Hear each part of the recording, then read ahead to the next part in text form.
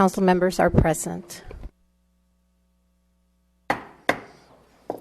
Welcome to the El Cajon City Council meeting. This meeting is now called to order. I ask the city clerk to call the roll, and that will do the Pledge of Allegiance. Jamie Freitas, would you like to lead us in the Pledge of Allegiance?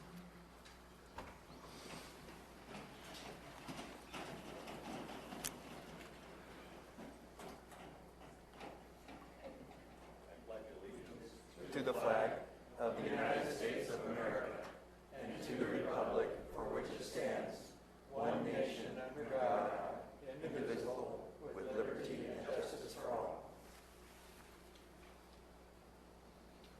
Thank you.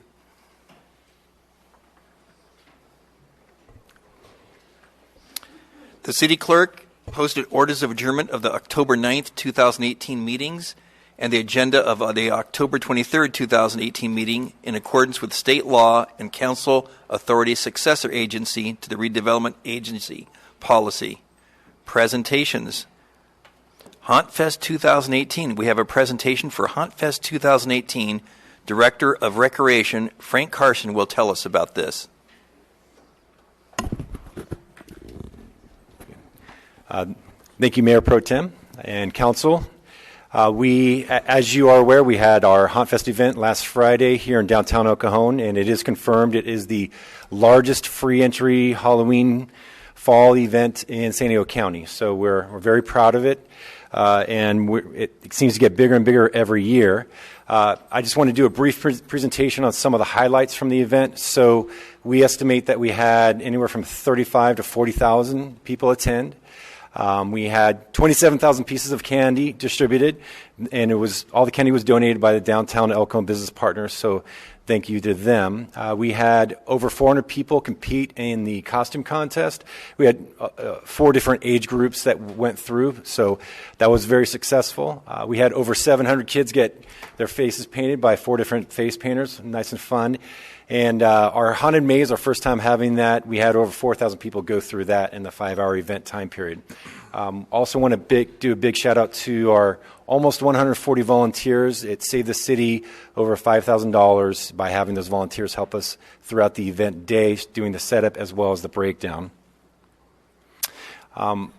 I know that we've been experimenting with promoting the event in many different ways. I wanted to just give you a snapshot of some social media features. We did buy, for a very small amount of money, a Snapchat geofilter for the day, for like a 3-day window period.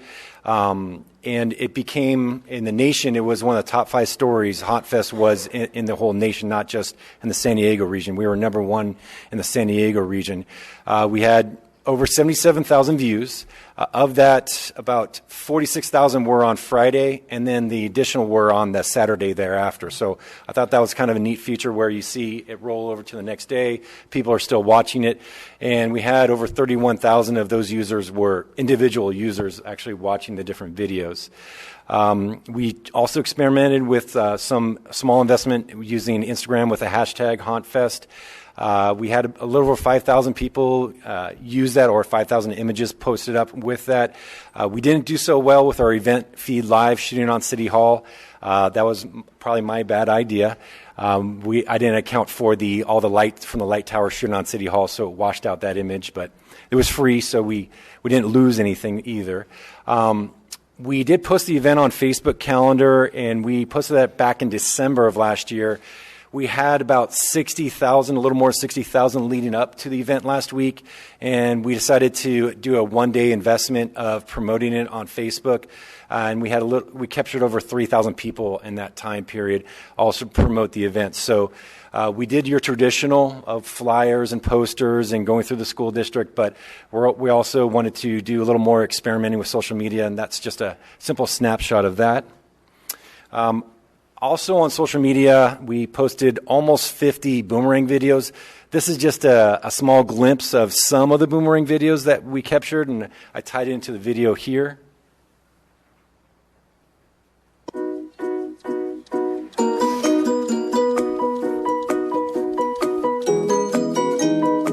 There's a Councilmember Goebel photobombing there.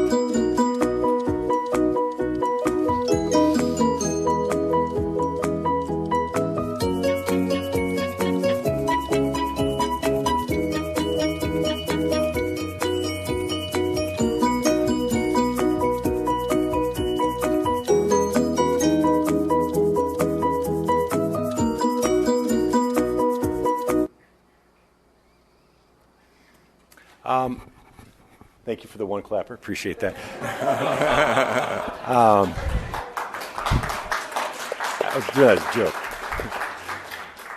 For our sponsors, a huge thank you to our downtown Oakland business partners. They really carried the load financially as well as making sure we had enough bodies out there. So thank you to the downtown Oakland business partners. Parkway Plaza, Waste Management, Baronas, Quan, always grateful for their sponsorship, funding the event. And St. Madeline Sophie Center, they're the ones that really bring roughly 100 volunteers to help us with that. And they also put on the pumpkin patch for us. So another big thank you to them for helping us with that. Here's some I took these. We had about 5 people taking photos throughout, but these are some really nice little snapshots if you wanted a couple of snapshots of just looking at the event.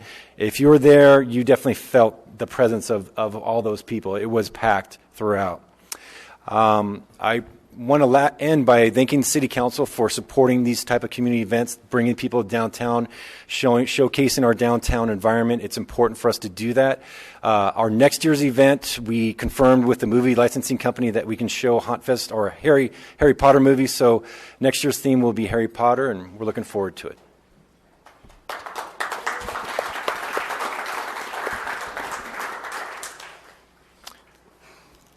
Thank you, Frank. That was a wonderful event. I was down there with my son, and I saw a sea of smiling children's faces. They just had a wonderful, wonderful time. Family-friendly, small-town atmosphere, exactly what we want for El Cajon. So I want to thank everybody who was involved with it, city staff, downtown partners, and all our sponsors. You really came through for the kids.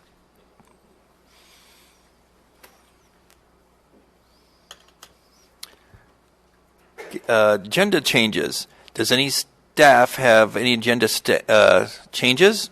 Mr. Mayor Pro Tem, we have 2 changes. One, we would like to pull from consent to for a presentation agenda item number 7, which is purchase of litter and recycling receptacles.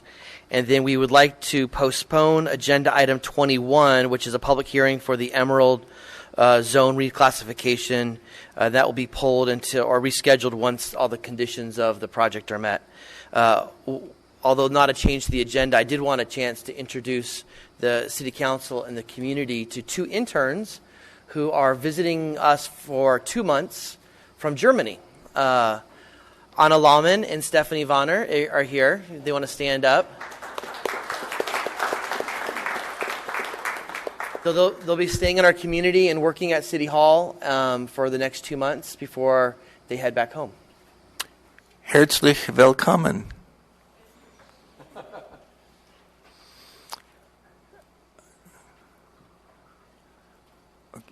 And are there any changes from the agenda from the council members?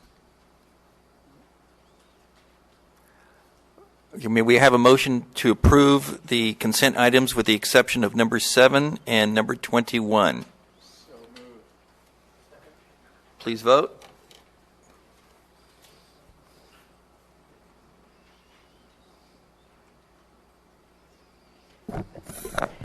I'm sorry, Mayor Pro Tem, we do have 2 speaker cards for consent items.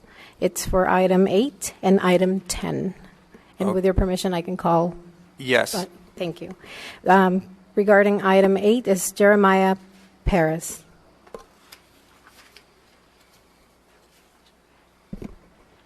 Jeremiah Perez.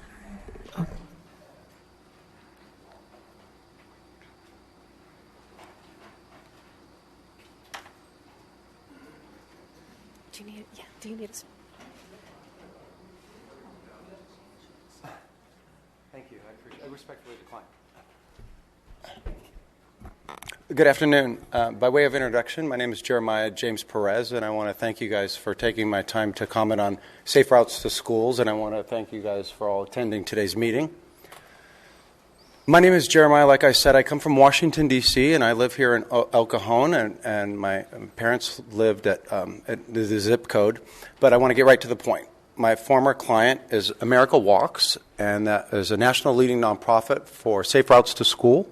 I was a consultant for America Walks in Washington, D.C., and the purpose is to have safe routes to school safe sidewalks, safe street lamps, and walkable, rideable communities. What does that mean for a city like El Cajon? Well, as somebody that lost my service animal as a result of a broken wheelchair and a sidewalk that was on a low grade and a number of other concerns, and have a number of falls as it relates to ambulating across either with crutches or with a wheelchair. I've almost been struck in a number of times and had a number of accidents to include bruises and continues to sustain injuries. I respectfully didn't want assistance because I'm currently ambulating with the use of a broken wheelchair, and I currently struggle on a day-to-day basis as being homeless with broken sidewalks, crosswalks that are not working. And I say that to say, I hope that everybody wants to think about our children crossing the streets, and our children using the crosswalks as it relates to leaving schools, going to and from the grocery store, coming to and from here. With that, I'm here just to provide my comment as an advocate and as somebody that's worked in the field to come common ground solutions and see what I can do to help and be a part of the solution. I'm not here to complain. I'm here to be a part of the solution. And I'll end by saying I moved from Oceanside to be right back in El Cajon, and Oceanside, California has a high walk score, has a high walkability factor there because of the Amtrak, the low ground, and I look forward to working with the council to see how we can improve our streets and have safe routes to school. Thank you so much for taking my time, and I want to say thank you for meeting with me before for our constituent meeting. Thank you again for attending. Thank you, sir.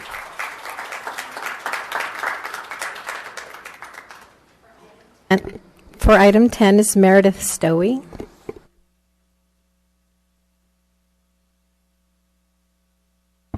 Hey guys, it's Meredith Stowers with Loan Depot again, thanking you for all your support of the annual St. Patrick's Day Half. This is our 7th annual event, and once again I come bearing goodies, which they made me give to them first, and they will pass out to you subsequently, so make sure. But I for sure know that all of you guys are going to come wearing one of our running kilts. I brought them to you, guessing your sizes, but they're super comfy. And no, you can lift your skirt. So these are actually hugely popular in the running circuit. We see these at world-class events all over, and I think El Cajon can be very, very proud to host a U.S. track and field certified event from up to 49 elite athletes, including Skechers-sponsored athletes, Nike, Reebok, that kind of thing.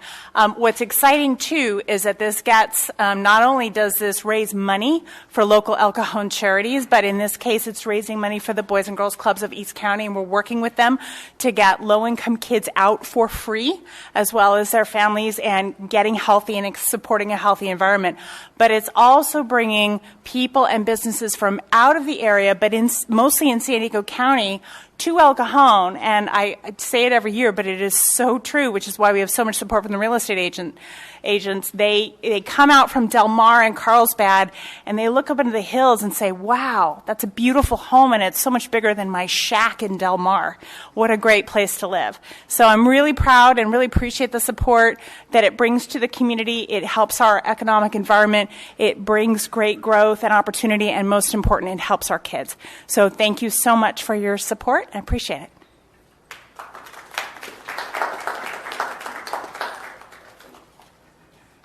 No more speakers, sir, for consent items. Thank you. Morgan, do we have to re-vote on the consent items? I don't think the vote was announced, so maybe you should call for, again, a motion, a second, and then a vote, please. Thank you. Please vote. Motion carries by unanimous vote of those present. And item number 7, staff. Mr. Epperston is going to present this item.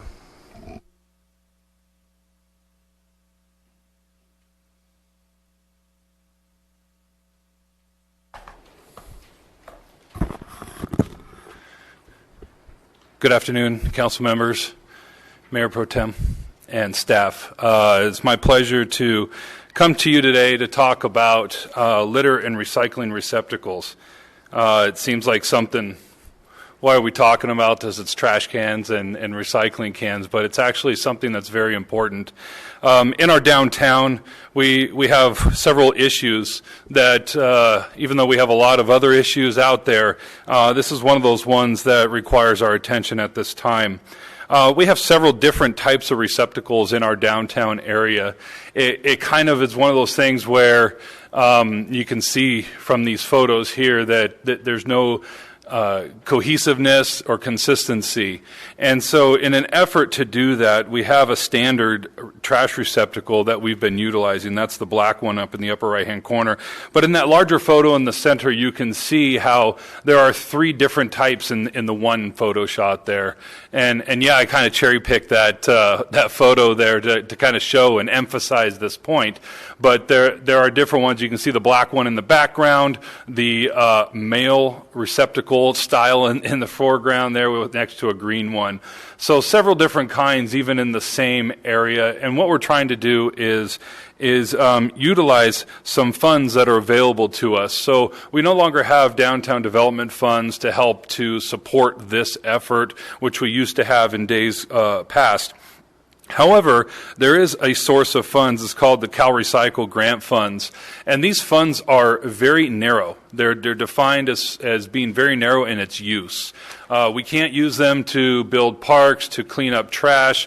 We can't use them for many of the things that we desperately need. But in its narrow definition, it's meant to encourage more recycling of bottles and cans and stuff like that. It can be used to purchase goods and materials that are made from recycled products, but that list is so narrow as well that we've actually gone several times saying, well, can we buy recycled plastic bottle cabinets for the break room or something, right? They actually make cabinetry, kitchen cabinetry, out of recycled bottles, and they said, no, we can't use it for that. So we are trying. And so we've been saving up funds for several years now, and in fact, we are at a point where some of the funds are going to be expiring to where we have to actually give it back. This is free money to us that we're not utilizing.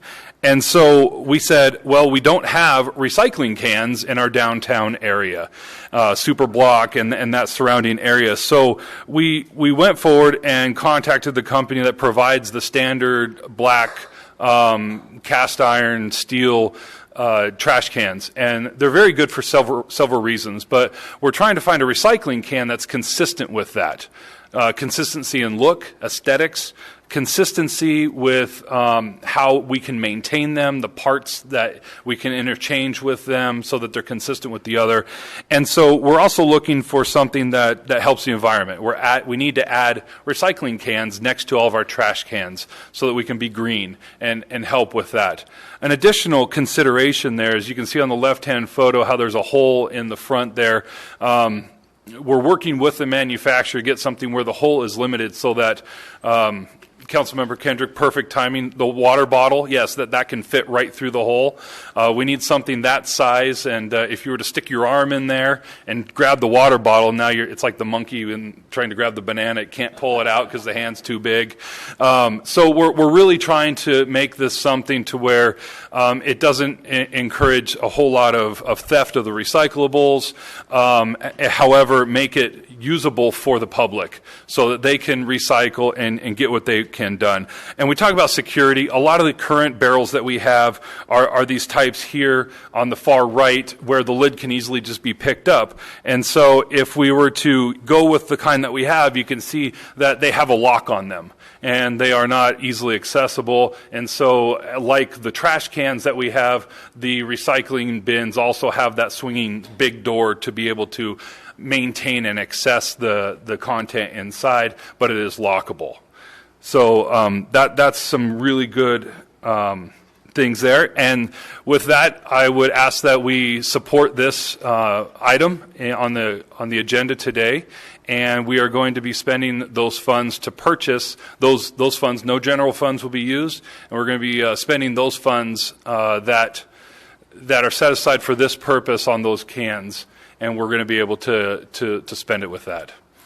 Thank you. Councilmember McClellan. Yes, can we make we're going to replace some of the ones we have, right? Correct. Can we make those available to different members of the community, Chamber of Commerce, churches, things like that, so that they can use them if we aren't going to use them, and rather than just destroy them? That's a great question. I appreciate that, and I've thought about that. The first priority is we have similar cans like those that are not in our downtown area that need to be upgraded or replaced or added to. So the first priority would be to reutilize those elsewhere, maybe in a park or other part of the city where we can get some more consistency there. And then lastly, we do have procurement policies and council policies which do aid us in how we will distribute and get rid of, for all intents and purposes, excess inventory with the city. So we will definitely follow those, and we'll look for opportunities within there if it's available to us. I'm sure the chamber would put it out to their members, and they probably could use quite a few of them themselves and around the city, maybe not downtown, but in other areas. And it'd be nice to have trash cans placed around to where there are none now, and maybe there wouldn't be so much trash on the ground. Thank you.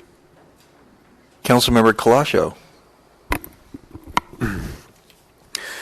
Dirk, who would pick these up? Currently, there are two groups that, you mean empty the recycling and the trash cans. There are two groups that currently empty our trash cans. It's our Public Works crews and also the Downtown Business Association, the PBID. And so those contracts in those areas would still remain in force. Would that then not affect the fiscal impacts beyond the hard cost of the bins, translating to additional labor cost? It's minimal since the new cans are aside or next to the existing cans. We're not looking at adding a recycling bin 100 yards away from a trash can. We're trying to co-locate them so it doesn't require any additional effort. The routes can maintain, and it's just quick. It might add, let's be honest, it might add like 30 seconds to their route when they're just emptying it. But we see this as something that will also help because we get a lot of trash that's kind of just left around or bottles thrown on the ground. And we're hoping that this helps incentivize also discouraging that and offsetting that. Once the plastic is picked up and it goes to Public Works, I presume then Waste Management or whoever else is picking this up? Yeah, we'll dispose of it as we do our trash, but on the recycling side of things. Wouldn't that then incur another cost? Because it would be more plastic? I'm not understanding how it would be more cost. We would just also deliver it to the disposal site the same that we would. We'd have bags of trash, bags of recycling, and then deliver them. I guess I was more pointing to the labor aspect of it all is more.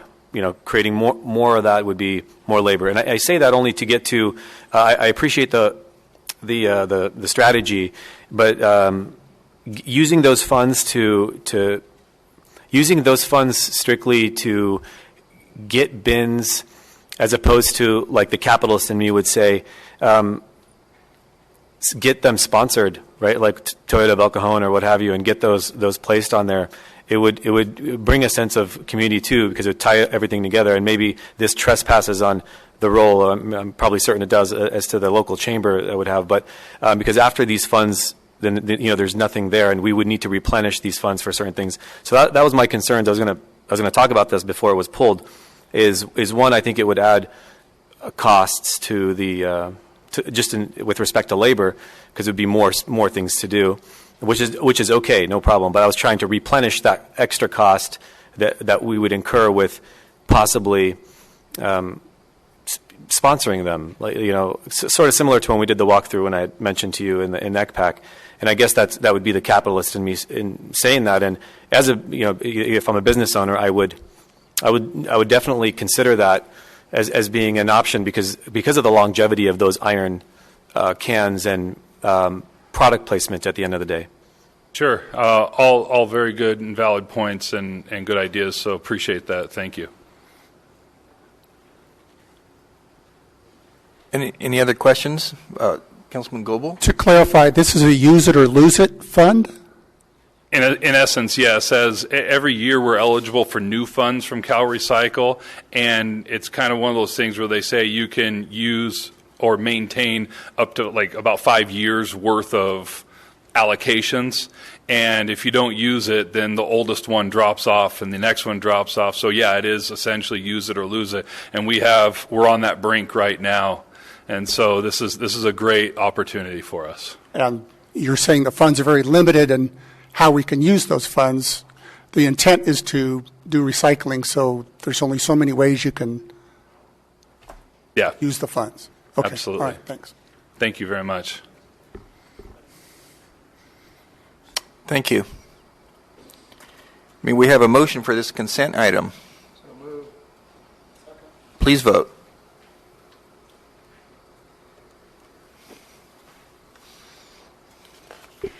Motion carries by unanimous vote of those present.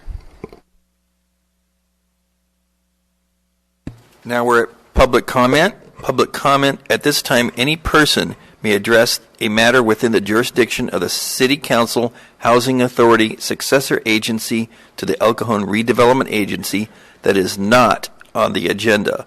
Comments relating to items on today's agenda are to be taken at the time the item is heard. State law prohibits discussion or action on items not on the agenda. However, council authority and agency members may briefly respond to statements or questions.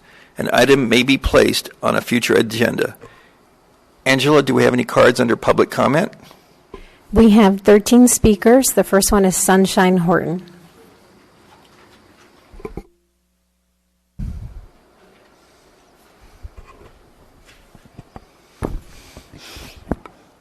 Good afternoon, City Council and Mayor Pro Temp, whatever, and everybody.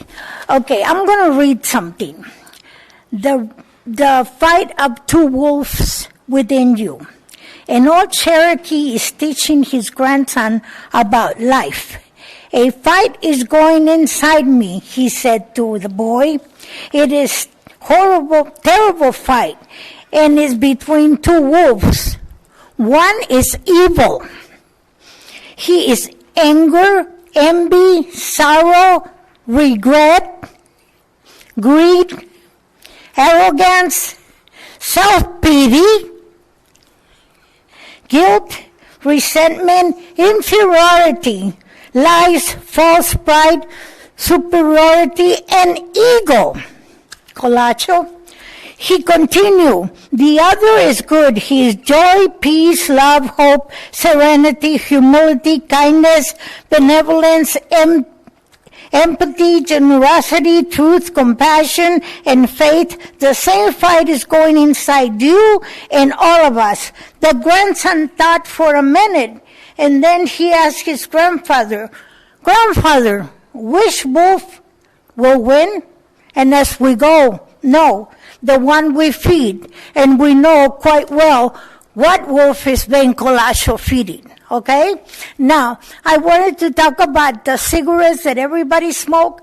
I'm saving monies to make little pocket ashtrays so I can give them to them because it is not fair for people that work at the city grounds to pick up all those butts that all those people live. So I decided to get money and buy those, order them, and give them to people.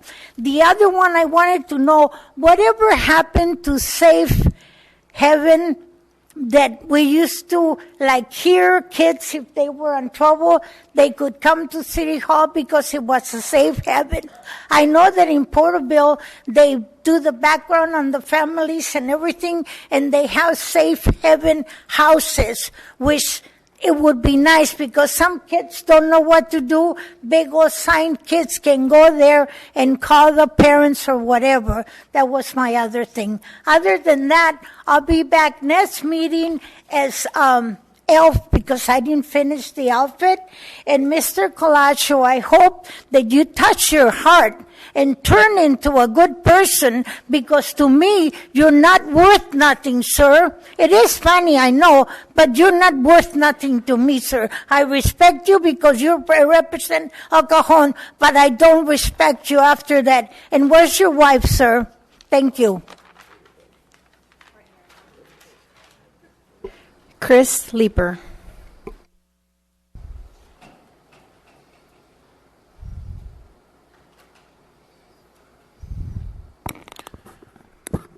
I think the good wolf is the Holy Spirit. I want to, but he's not a wolf, by the way. I want to just challenge our thinking today on Haunt Fest. I know it's a great event and a lot of people come out to it. But I want to encourage us to maybe disconnect from Halloween and do something a little more creative. I want to give us some of the roots of Halloween, what we're connecting with here.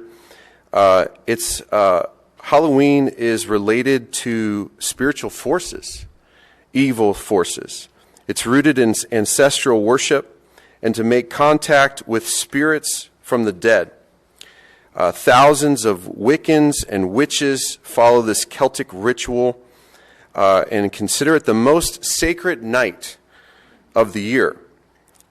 There's a quote from USA Today. It says, "From a witch, Christians don't realize it, but they celebrate our holiday with us, and we like it that way." I believe it's wise for us to know the dark origins of Halloween. The ancient Celts tried to appease wicked spirits with sweets. The Celts wore frightening masks so that evil spirits would mistakenly think they were spirits themselves and would leave them alone. They would carve pumpkins and were displaying. It was to repel evil spirits. The pumpkin carving with candles inside. It's the biggest night of the year for witches, occultists, and Satanists to contact the dead, to cast spells, and to have human sacrifices. I just don't believe that it's good for our city or for our children to be connecting with that. And by the way, Harry Potter is a witch. And do we really want our kids to embrace occultic practices? Thank you. Councilmember McClellan. Yes, I used to go to a group that they called it a Reformation Festival rather than Halloween, and I don't know if that would have any appeal to the city or not, but that's a little less discrimination of this, not so inflicting. So I don't know, maybe the city manager and some of the recreation department might want to talk about maybe incorporating that into the theme. So anyway, I just thought I'd bring that up. Thank you. Thank you, Chris. Mark Lane.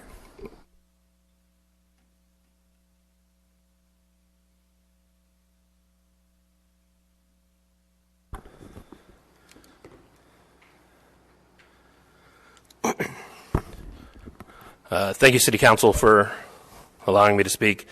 I don't know if y'all are aware, but my really good friend, Erica Salem, sitting back there, was subjected over the weekend to your colleague Ben Colacho's utter contempt for women and abusive behavior to women.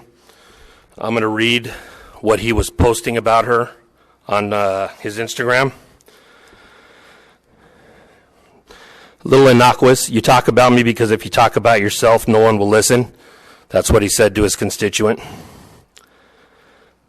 Try again, kid. I'm glad you think about me all day, so much you spend time on my IG. Gets better. Erica Salem, I can see that you suffer from a chronic case of stupid, and you know what they say, you can't fix stupid. Erica thinks I'm only classy with people I care about. You, on the other hand, are neither. You're not human, nor do I care about you.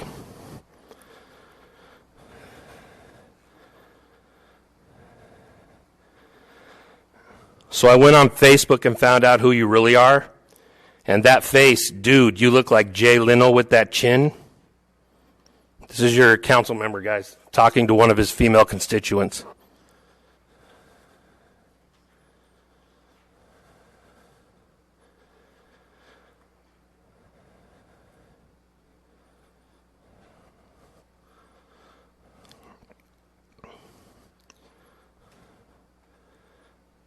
Hey, I thought you were going to take care of your son and be a mother for once in your life. I know it pains you to come to the realization of this fact that I'm known worldwide, and I'm only replying to you guys because I know it's ruining your day. I'm famous. You are famous. Everybody thinks you're a douchebag. I urge you guys to really take into account what this man does to women all the time, and do whatever you can. You know, I know, Ben, you fancy yourself as mini Trump. We all just see you as a mini. That's what we see. When you're done chasing people with your penis extension, and I'm talking about your dog and threatening them with it, when you're done keyboard warrioring against women, being abusive, and you want to have a conversation face-to-face with a man, I'm your Huckleberry, bro. I'm the guy. All right?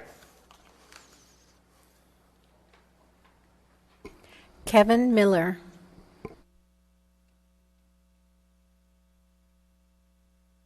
City Council, staff. I didn't know Mark was going to bring up the internet, but that's what I'm here for, too. Watched the video that you posted, Ben, about how the City Council is doing nothing about homelessness. And like so many things you say, it's ridiculous and untrue. By my count, the City Council has invested over $2 million in the last several years in homelessness. And there's people in this audience that are working really, really hard, like Eric Lund, Anna Marie Piccone Snyder. There's 200 of us working for the last 2 years on the homeless task force here. I haven't seen Ben Kalasho there. But I have seen him on a video say that you did nothing, that you're doing nothing about homelessness. So in this small venue, I just wanted to straighten that out and say, I'm proud to be working with you. It's a hard battle. We've got a lot of work to do, and I appreciate all the effort and sweat and energy that's put into it. Thank you very much for that. Also noticed that I got a door hanger, and I noticed that Ben was taking complete responsibility for bringing the Marriott Hotel in 2 years here to El Cajon. I know personally, as we all do, that it took a lot longer than 2 years to negotiate that deal, to work out the bugs, and to bring the Marriott Hotel. You had very little to do, if anything, with it. Live Nation is exactly the same way. Let's take some credit for it, because in 2 years, Ben Kalasho brought Live Nation here. Amazing. The last one is the El Cajon Elves. I kind of like that project. But out of one side of your mouth, you're helping the citizens while you're attacking Bob McClellan for being a senior citizen and calling him ridiculous that you sit next to him on the city council. There's one person that's ridiculous and one politician here that thinks that the voters are stupid. We'll know November, the first week in November. Jim Sirigliano. Mayor Pro Tem Kendrick, council, staff, excuse me. First of all, I wasn't going to speak about this here, but I'm a little bit tired of this Ben Kalasho bashing every meeting, because I know for a fact a lot of it is not true, it's not founded. Like I said at last two council meetings, the very Judge Taylor, who's brought all these accusations down on Mr. Kalasho, on August the 10th, he accused himself from having anything to do with this here. And I won't speak any more about it, because I have a lot of good things I could also speak about Mr. Kalasho. Okay, about the rent mediation that my park, Villanueva, is going through right now, it's proceeding well, and it will happen on November the 9th, thanks to the city manager and Mr. Tony Shute of the Community Development Department. Form 700 and 460. I spoke about those and how even my park contributed $3,500 to you, Mr. Kendrick, and to Mayor Wells when we're trying to fight for rent stabilization and mediation. And I will be reporting, because I have access to it, the October the 25th, which is this Friday, for an update, but I won't be able to speak to it till the next council meeting, November 13th. I'd like to talk real quickly about women today. And I'm doing this only because my own mother always told me that two things. You'll never know what it is to be a mother, and women bring us all into this world. Very simply. And I'm going to recognize three women from my own park real quickly right now, who are sitting right over here. And these ladies work with people like Councilman Goebel, picking up trash.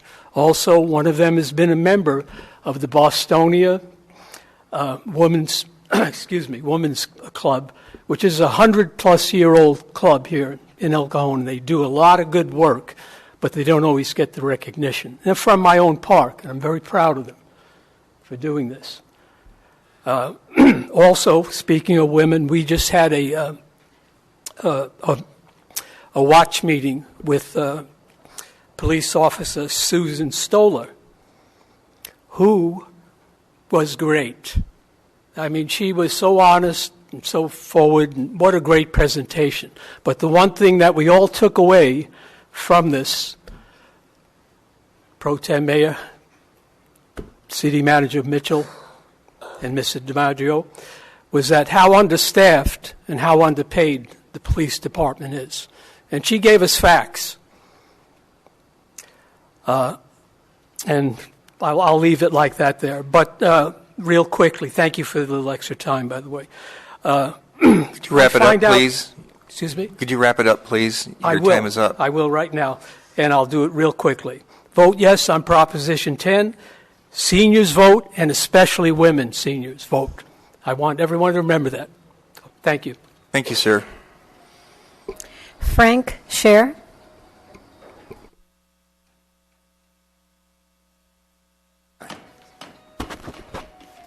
Hello? Okay. We, the citizens on Ann Street and Mary Street, are concerned with the safety of our streets due to the excessive speeds that occur over 25 miles per hour during the 24 hours of a day.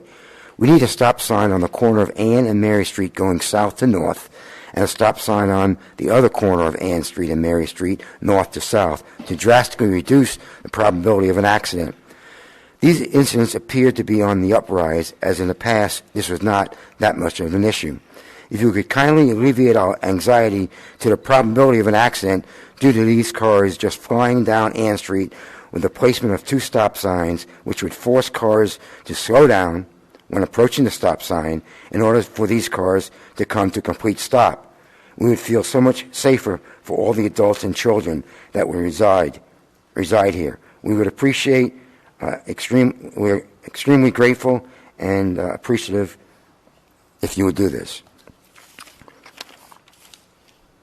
To the members of the City Council, City Manager, and Mayor, again, we the residents are grateful to the Planning Department and the Traffic Department for doing a traffic count on our street of Ann Street. By the letter of the law, we may not warrant the two stop signs that we have requested. By the spirit of the law, we sincerely hope you grant our request, thereby enhancing the safety, the protection, and the security of our overall beautiful and harmonious community of Ann Street. Thanks very much. Bye-bye. Thank you, sir. Ruth Thornton.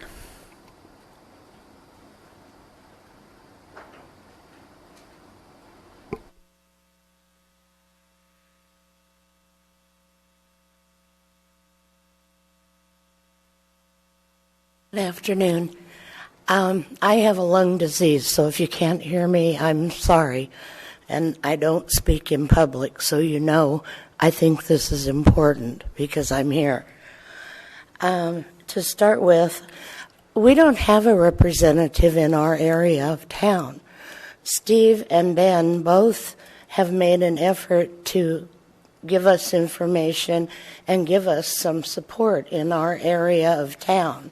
So we do appreciate that. But I don't think your districting made any sense because we've never had a representative. There's no one running for it now. So it doesn't make sense to me. We used to have community meetings at the police department. I don't know that they still have them. I used to go to them. I thought they were informative and good. So if you are not having them anymore, I would like to see that happen. I'm shocked about our police department that we are as short-handed as we are, and I would like to know what the chief of police thinks about that. I mean, it seems like we need to beef that up a little bit or a lot, and I'm very curious about what he thinks and what his input would be. The homeless problem, as far as I'm concerned, is completely out of control. And I know that there are resources out there. I know that there are a lot of people, but I don't know that it's actually hitting the streets like it could be and should be. There's too much. There's too many out there, and if you don't see that or you don't believe that, call me up. I'll take you for a drive. I can show you a lot of areas that are worse. And at some point, someone said something about we've helped 47 people. That's nothing. That's a drop in the bucket because you aren't counting the homeless correctly, in my opinion. If you're in your car or in a motel or couch surfing, you're not counted in that homeless number. And that's a lot of people. Anyway, I think we need to help the people before they become homeless and help the people who want help. I know there's people who don't want help. We all know that. So give them a chance and help the ones who want help. And if we need to, maybe we need to duplicate that transitional living center in another part of town. Start another one, maybe. If they're that successful, then we need to listen to them and have them help us to help the problem. Anyway, that's not all I had to say, but I'm out of time. Also, put in some more porta potties and clean them. The ones at Wells Park are overflowing. And what's the point? The bathrooms are locked, and the porta potties are overflowing onto the grass and the sidewalk. That's disgusting. Thank you for your time. Thank you, ma'am. Gary, to your right, over here. Oh, Steve, yes. Ruth, I have some good news. The Planning Commission on November 6th will be hearing an application by East County Transitional Living Center to add 2 buildings on their property for 50 beds. Those will be dorm-style beds. Their intent is to move people out of some of the motel rooms on their property, the single people, into those dorm-style beds, and it would allow ECTLC to take people who are living in cars off the streets of El Cajon into there. So if you have an opinion and you want to come to the November 6th Planning Commission meeting, November 6th, Tuesday night, you can relay your comments to the Planning Commission, how you feel about the project. We have 7 more speakers. The next one is Linda Lawrence.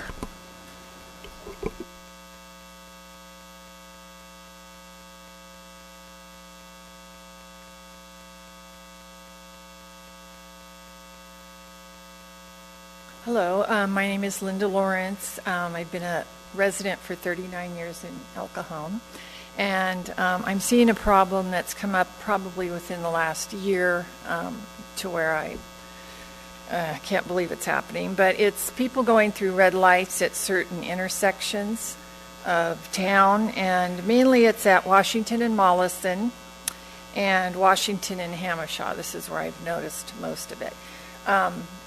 It's very disturbing. It affects all of us. I mean, if we get out there, if you don't wait, I talked to the police department. They said wait 3 seconds before you go. When your light turns green. But they are not running through yellow caution lights. They're running through red lights, and so it's very obvious and very concerning to me. We do have cameras in those locations that we've turned off, and I've gone into calling different organizations and finding out the reasons, but I really think we need to turn them back on, because if people know that they run a red light, we've got the picture and their license, and they're going to get ticketed. So I don't understand why we have the means of stopping this and we're not using it. Another thing is we don't, I've been on Washington from all the way El Cajon Boulevard to Hamashaw at night, and I can't, there's no reflectors on the street. So I don't know, Planning Commission or Traffic or Division, whoever takes care of that, but it's really bad. I mean, I'm not that old, but I can't see to drive. It's really bad. So I don't know if we've had them and they're just, taken out, or I just don't see anything dividing the street at all. So that's a problem. Okay, probably my time is almost up. Oh, I still have a minute. Well, anyway, I'm just looking out for the safety of all of us here. It's a big problem, and I know the city of Encinitas does have their cameras turned on. So it just depends on cities, and we need to vote yes to have we have everything's equipped to help the problem. So we need to get with the program. Okay, thank you. Thank you, ma'am. Brenda Hammond.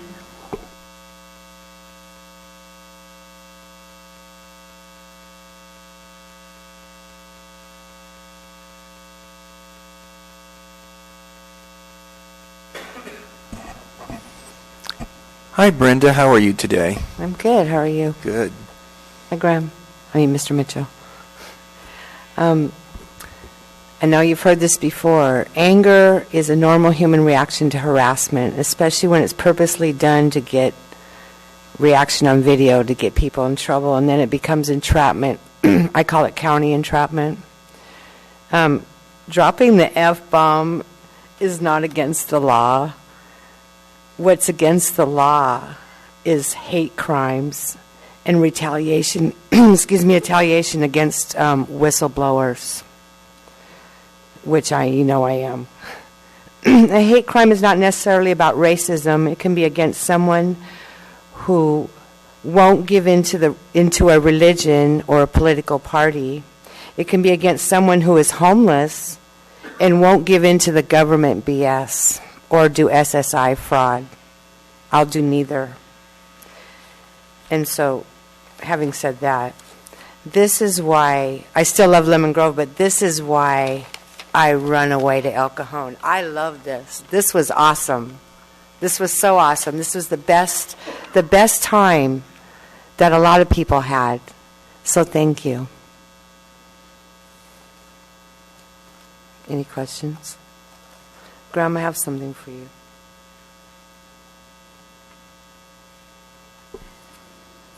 Simona Valenciuda.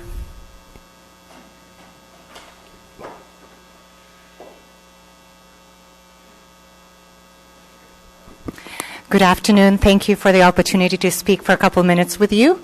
My name is Simona, and I'm representing San Diego Oasis, the largest nonprofit which engages people who are 50 and older in successful aging. About a year ago, we moved to the city of La Mesa, and we've been in East County ever since, and we're very proud of the work we've done with older adults. So I'm here to invite you to an event and tell you in a few seconds of what we do and why that is important.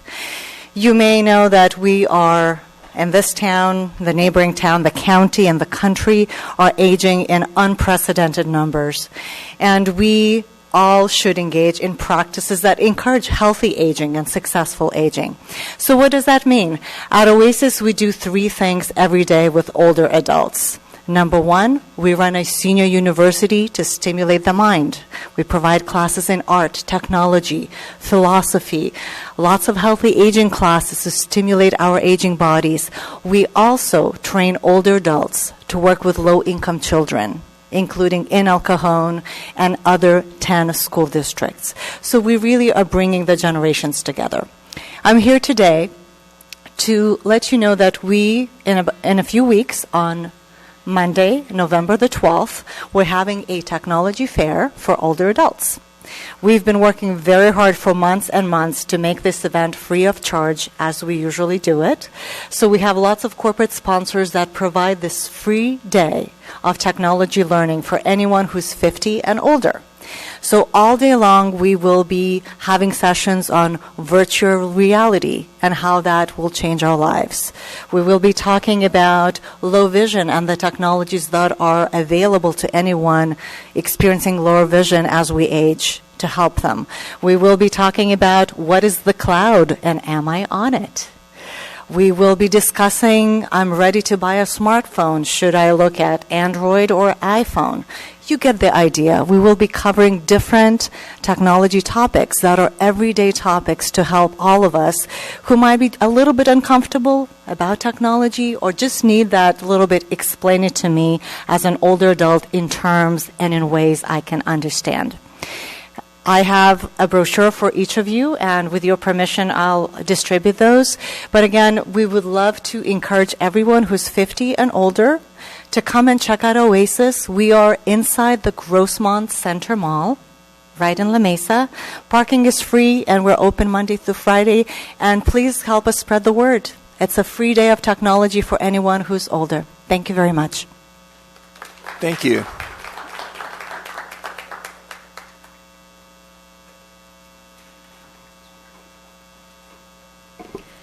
Four more speakers, sir. The next one is Eric Lund. Council members, Mayor Pro Tem Gary Kendrick, and our staff, I want to thank you again for your support of the East County Homeless Task Force. And there's a lot of great things going on. I just wanted to mention that we just produced 2,500 hand pocket guides so that we can help assist people with where services are in the area. I forgot to bring some with me because I just thought of that, but I will bring them at the next council meeting. It's a nice guide. It really pulls out, and it has a ton of services. People don't realize, I think, how much there is available in our East County region, especially in our 4 key cities out here in East County as well as in the county area. But there are a lot of services. Also, I want to mention and invite any of the council members, the public. Oh, look at, she brought them. Here they are. That's Anna Marie, so she's our director, and she's helping us with things. So she does a great job, too.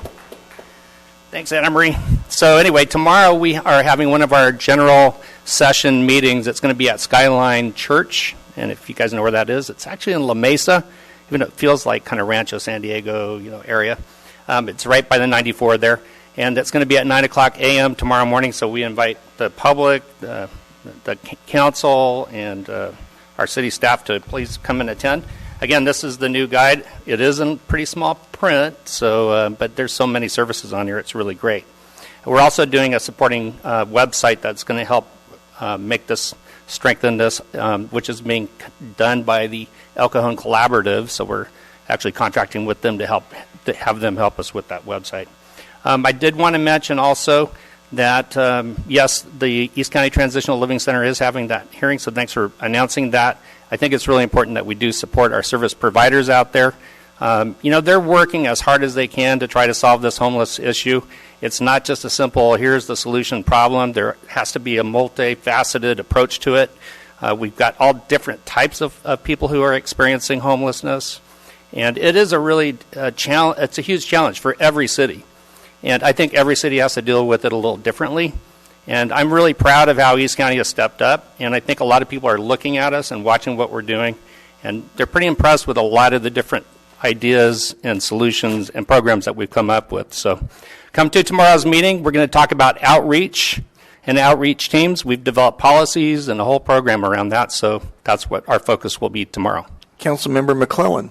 I know that you published and talked about it before, but giving somebody money that's homeless or food just enables them to be on the street longer, and they aren't going to go to one of these agencies that can actually give them help and get them off the street, like El Cajon Transitional Living Center. So I hope that people will take that to heart, and I would rather them giving their money to El Cajon Transitional Living Center or one of these organizations that actually does help get people off the street. So anyway, if you just, for those of you that are watching on television or in the audience, just remember that when you give somebody money, you're just enabling them to go out and do whatever they want with it, cigarettes, alcohol, drugs, whatever. So keep that in mind. Thank you, Mr. McClellan. That's a very important point.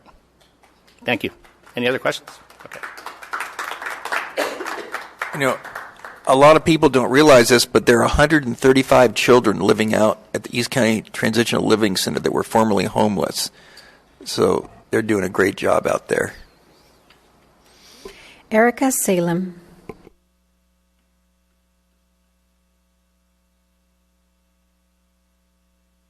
Hi, my name is Erica Salem, and I want to start off by saying that I don't usually speak publicly ever.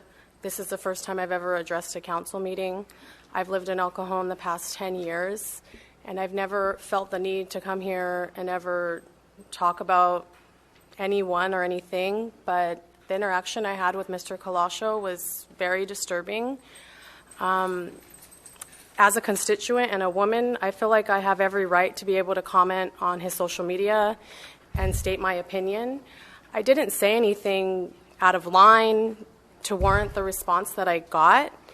I couldn't believe how nasty he got, I was shocked.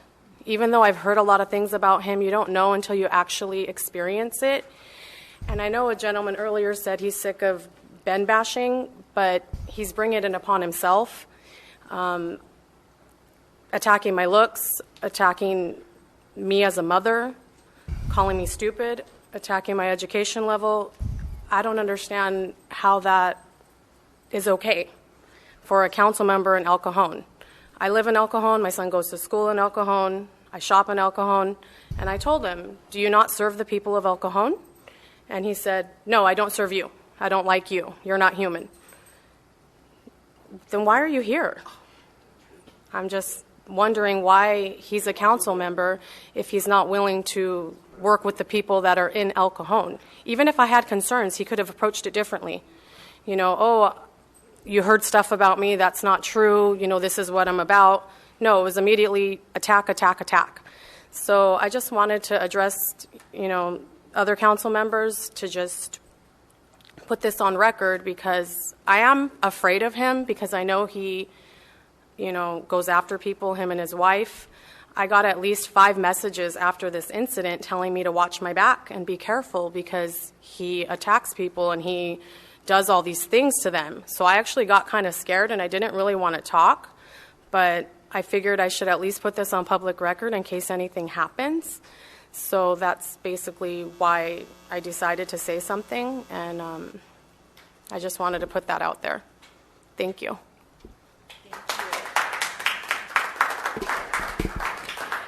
Kilian Collin. Hello, Bisman.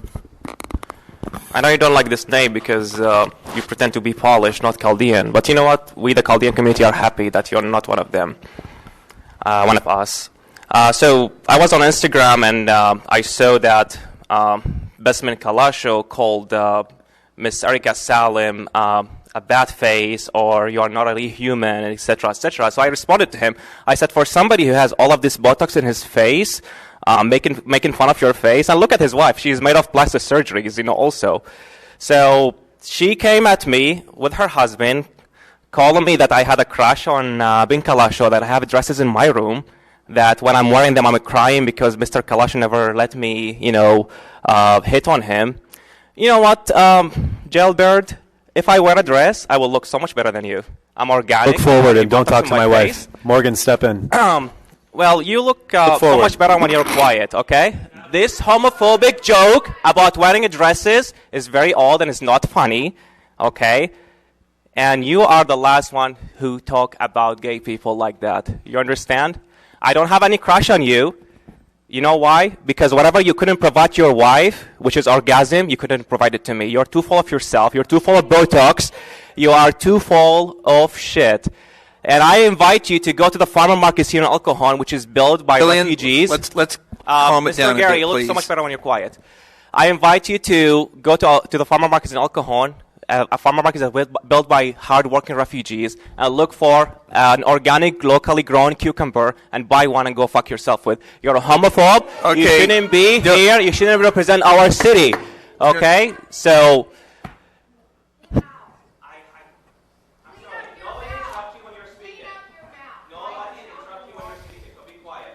That's because she was talking about the issues. We got to get him out of here. Enforce the law.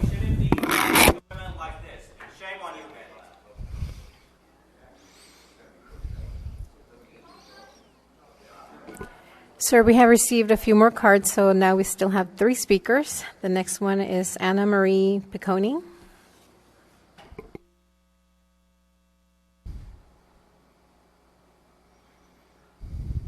Hello, council members, city staff, Mayor Pro Tem. Sorry to have gone after that gentleman. While I really appreciate. Give the speaker respect. Let her speak, please. Go ahead, ma'am. Please start the clock again. The part I appreciate about government is that we are allowed to speak here, and I hope and pray for all of you and for the rest of us in the community that when we come up here, we will be respectful to everyone out of the dignity of the human person. All of us are dignified no matter who we are and how we are. So I pray going forward that that will happen. What I wanted to say was I am the project coordinator for the East County Homeless Task Force. And I work with law enforcement, outreach workers, businesses, city staff, including the city staff of El Cajon, La Mesa, Lemon Grove, and Santee. I work with the county. I work with behavioral health. I work with Grossmont Hospital, school districts, colleges, universities, citizens, and many, many more people to create solutions and strategies for homelessness. I want to say that for the people that have been housed because of the collaborative relationships of the task force, those people are happy, and they may be 1 or 2 or 40 or however many they are, but each of those individuals are happy becoming housed because of the relationships of the task force. The collaborations in the community that have come through the task force are very beneficial. And while I realize we have not solved homelessness at this point, by collaborating, we have been able to combine our efforts, lots of volunteer efforts, but combine our efforts to house people, to make resources known, to have law enforcement and outreach workers go out to the encampments. Our law enforcement here in El Cajon, La Mesa, and also the sheriffs have done an amazing job and spent a lot of time with our task force and out in the community for homelessness. So I just want to speak heartily about that and tell you that there is much more good things to come as long as we continue to have support. We still need a lot of skills on the task force. I will take partial responsibility for the lack of publicity and promotion about what we've done. I think that I could use someone who does promotions regularly to be side by side with me that might want to do a better job than I can of publicizing what we are doing and what is to come. So I hope for your continued support for the task force, and I'm thankful for the chamber, for the city staffs, the county, and law enforcement for assisting us in the effort. Thank you. Well, I want to thank you for everything that you do. You're saving lives. And, in fact, I have 2 graduates of the East County Transitional Living Center that have lived at my house for the last 2 years. And they're wonderful, and I would encourage anyone that has an extra room to give someone a chance. Everybody deserves a second chance. Thank you.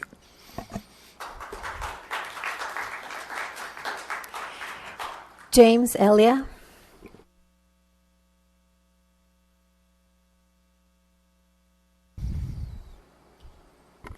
Good afternoon, council members. I wanted to thank the city for Haunt Fest this past weekend. I want to thank law enforcement for settling the maybe 300 little fender benders that people got into. You guys did a great job. There were a lot of struggling families that came out to the event that needed that, and I really appreciate you guys putting it on. We were so motivated, we put a table outside of our office, and we handed out 300 mini flags and 300 mini constitutions to kids. So if you saw a bunch of kids running around with little flags, that's your boy right here. So, you know, I wish I could just come and give you guys thanks and that's it. But as many other council meetings, I'm here to address a major issue to the city. I find it depressingly myopic that we have to continue to repeat the same issues over and over and over again. Ben, I really made a plea to you the last city council meeting, and I'm being genuine that I'm concerned about you. The last council meeting, I served you with a lawsuit for harassing a woman online. I'm here again because over the weekend, you harassed another woman online.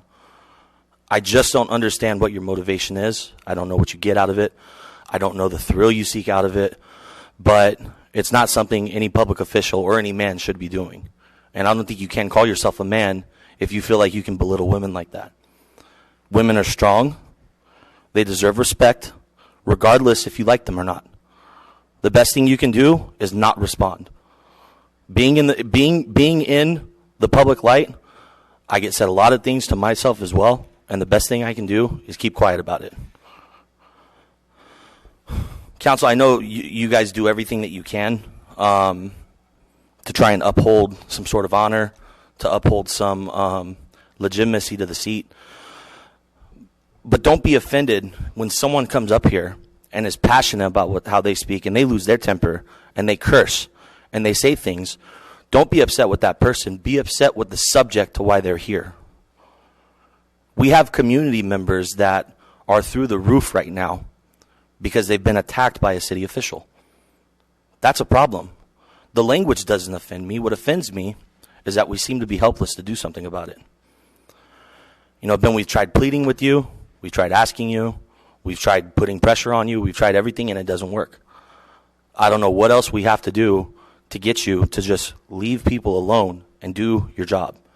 You know, you said several times, I'm not your council member. You are. You're everybody's council member. Just because you're districted doesn't mean you don't represent the city as an elected official. You know, should you be successful and you win your reelection, I hope you bring some more honor or something back to the seat. But in the meantime, I encourage everyone to support Mr. Gary Kendrick. I don't think you're fit to sit there. And you've said over and over again, you don't represent people, you don't represent the city, and you don't represent constituents. He does, and he cares. Thank you so much for your time. Thank you, sir. Our last speaker, Monica Seck.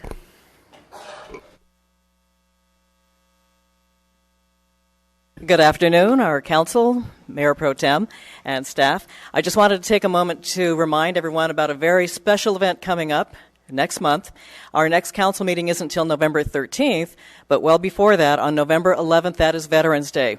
And each year, our recreation department, who did such a great job with Haunt Fest and America on Main Street and all the other events, they also put on a very wonderful event. It's the El Cajon Veterans Day ceremony.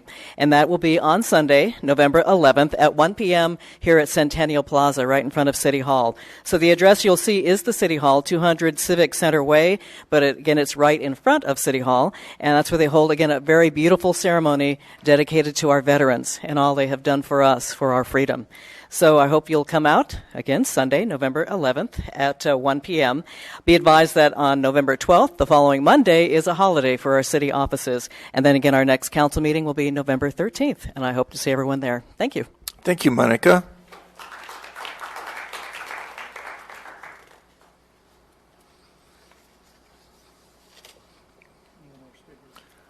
Okay, there are no more speakers.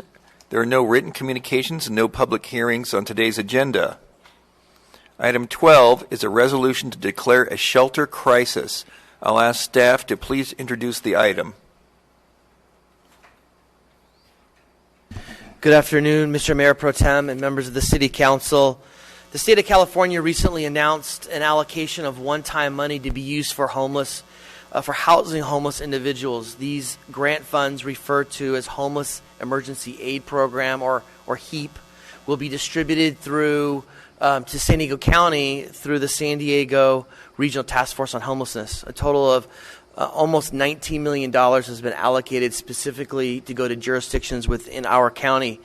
And we're eligible for those funds as long as we jump through a few hoops, I'll say.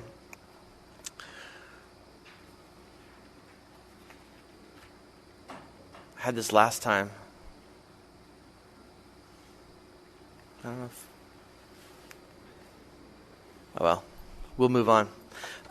These grant funds, there we go. These grant funds can be used for emergency housing vouchers, for housing assistance subsidies that we currently provide, our housing navigator, housing locators, rapid rehousing programs, and the construction of an emergency shelter, as Ms. Thornton actually recommended we consider.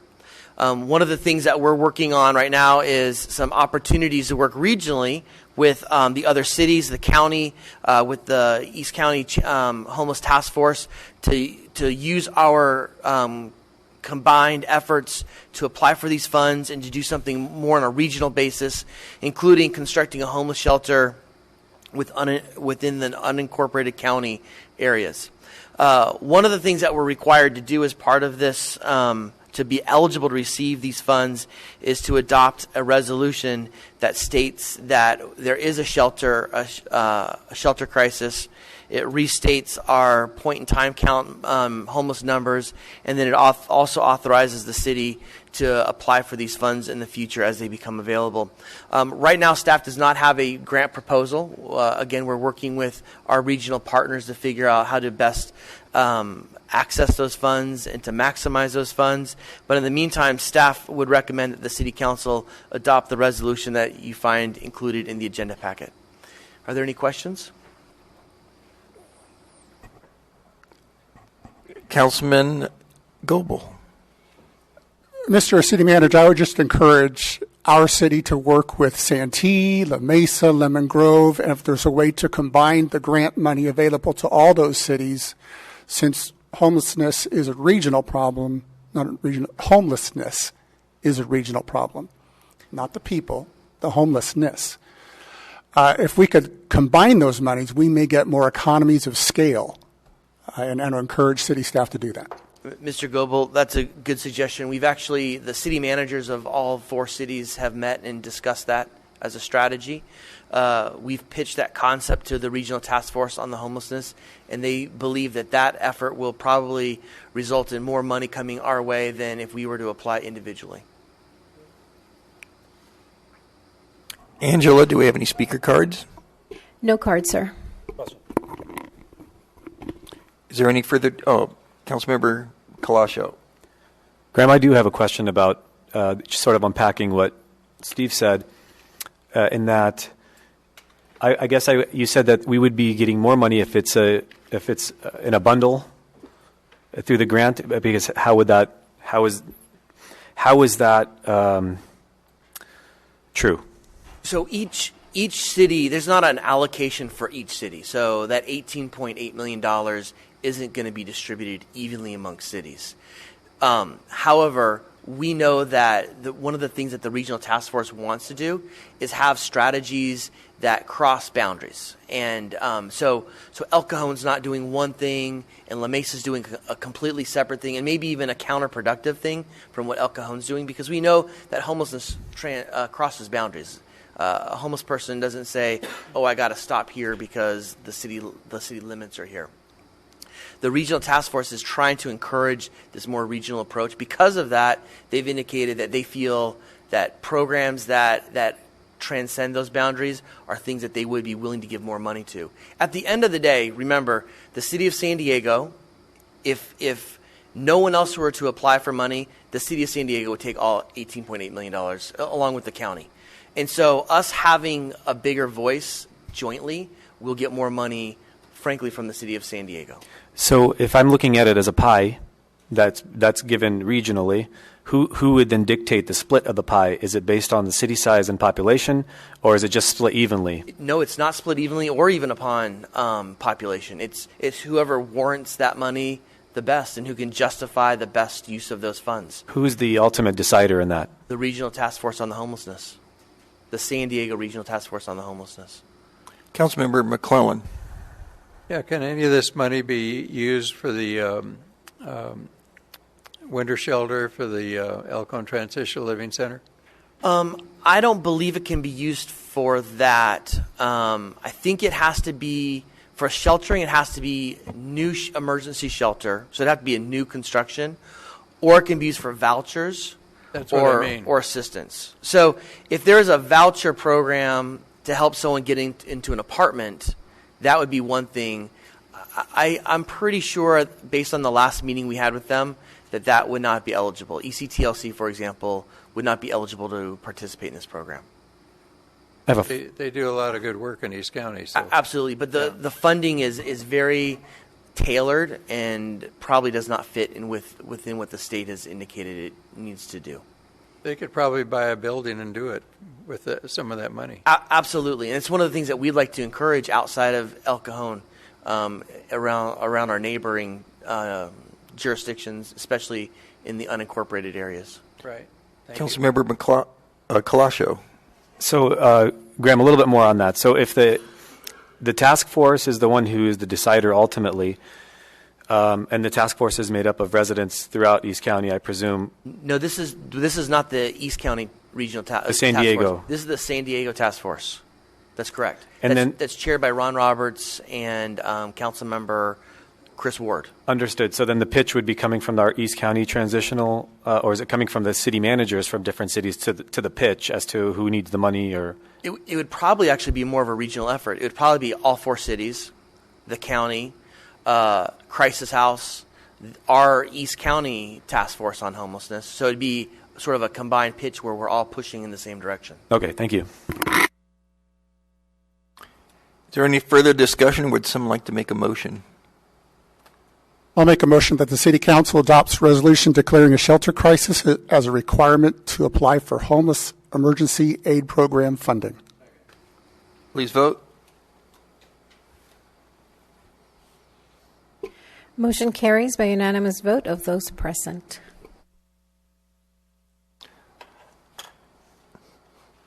Item 13 is a potential agreement implementing the East County Advanced Water Purification Project. I'll ask staff to please introduce the item. Mr. Mayor Pro Tem and members of the City Council, the city, along with Padre Dam Municipal Water District, the County Sanitation District, and Helix Water District, have been exploring the feasibility of the Advanced Water Purification Program. Since 2014, the city has entered into 2 memorandums of understanding and has contributed $626,000 to do environmental studies, economic studies, other feasibility studies to determine whether the advanced or AWP program makes sense for this region. Just so you know, this program is on track with a similar program that the city of San Diego is initiating called Pure Water. So sometimes you'll hear Pure Water, AWP. They're virtually the same program. One is on a regional scale, one is on a more East County scale.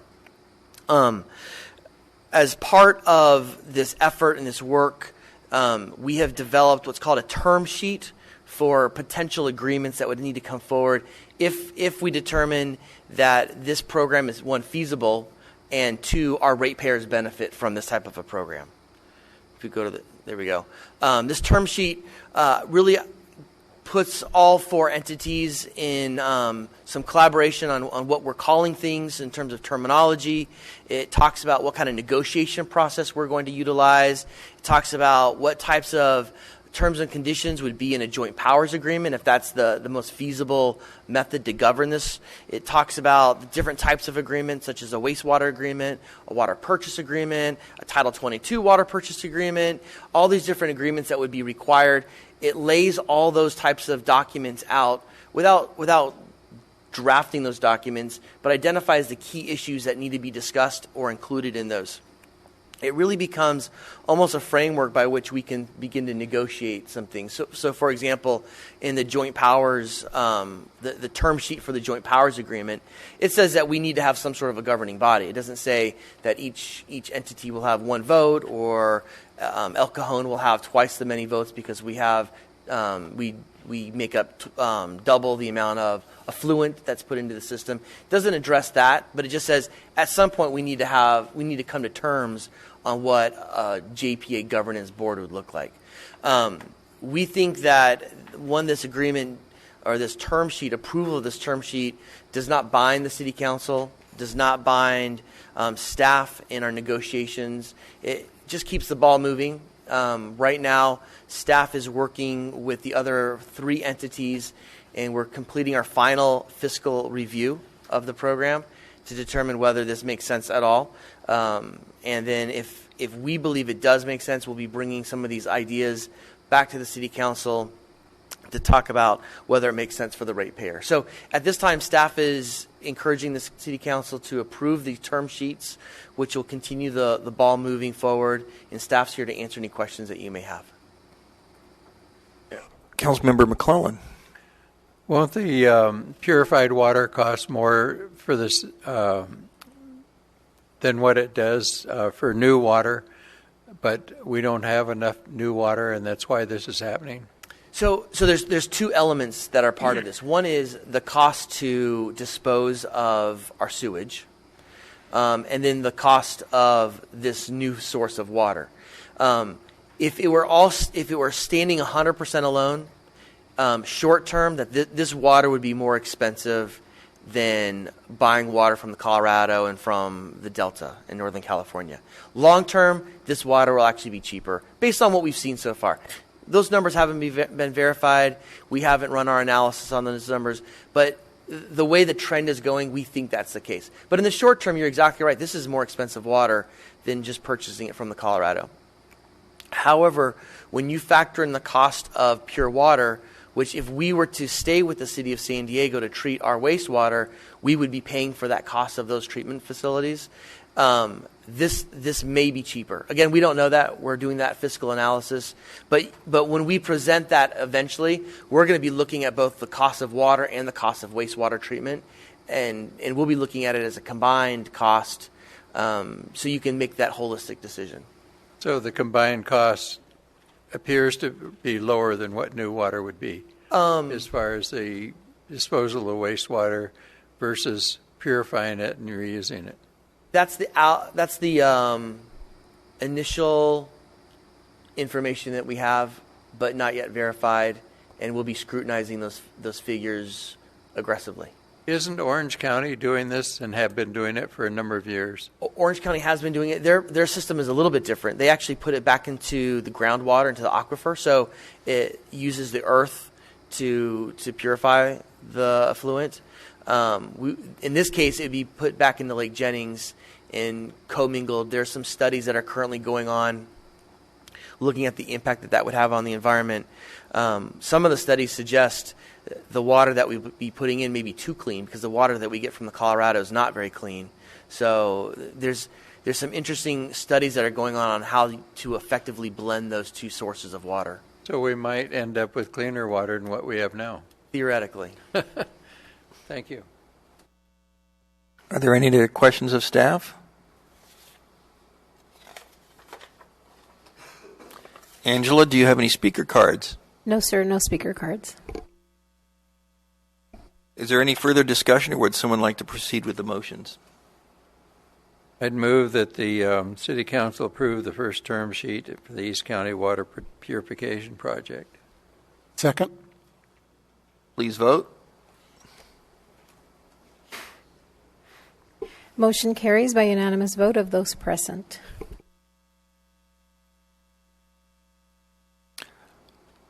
Item 14 is a request for indemnification. I'll ask staff to please introduce the item. Thank you, Mayor Pro Tem Kendrick. This is an item at the request of Councilmember Colascio that he be reimbursed the sum of $1,500 as indemnification for the general damages he incurred in a lawsuit that did not involve the city, although it did refer to a number of defendants. But it was by Mr. Lane against Mr. Colascio and having to do with First Amendment claims in the use of Mr. Colaccio's social media accounts. The matter is before you because normally the government code provides that when an employee, in this case a council member, is named in a lawsuit, that and if the lawsuit deals with that council or that official's official status as a public official when he's working in the course and scope of his employment or her employment with the city, that the city is obligated to provide a defense and is obligated thereafter to provide indemnification. We're here at this point to determine whether the first prong of that test is met, and that's whether Mr. Colascio was in fact acting in the course and scope of his position as a council member as it's related to this lawsuit, and I'll get into that in a minute. The next issue would be if in fact he was, whether there were any exceptions to the general rule that his indemnification request be granted. Before we get too far along, I want to address one issue, and that has to do with the Political Reform Act. Normally, a council member would be disqualified from participating in a decision of this nature because it affects their personal finances. In this case, it meets the threshold, clearly meets the threshold of having a material financial effect on Mr. Colascio. There is an exception to that rule, however, under the interpretation and the regulations of the adopted by the Fair Political Practices Commission, and it's considered part of the compensation of a public official and as a fringe benefit, so to speak, with that being an exception to the rule. So he can be a part of this conversation when it comes to the question, the initial threshold question of whether he was acting in the course and scope of his position as a council member. After that, Mr. Colascio, if the council is going to discuss further the question of whether there are exceptions to the general rule and therefore should decline indemnifying him, that would be a discussion that Mr. Colascio would be disqualified from participating in. But at the initial stage here, he's legally entitled to sit and answer questions and provide information to support his claim that this was in fact appropriate. As a little bit of background, besides giving you, I'm not going to get into everything in the report, I do want to point out that the exceptions to the question of whether he should be reimbursed for indemnification as opposed to defense costs arises because of questions of whether there was actual fraud or actual malice or corruption involved. If any of those three elements are involved, the City Council can decline to indemnify him. If there were punitive damages involved, the City Council can decline to reimburse him for those punitive damages. My understanding is there were no punitive damages paid. I can't remember if there were any alleged, but I can look at the complaint briefly in a minute to confirm that as we get along in this proceeding. The report itself provides a copy of a joint dismissal agreement signed by Mr. Colascio in September along with Mr. Lane. And I think that concludes my report. I do know that there are some speakers before we get into the first prong of this discussion. And I'll stop from there and ask if you have any questions of me before we have speakers. Council members, do you have any questions of the city attorney? Angela, do we have any speaker cards? We have 4 speakers. The first one is Mark Lane.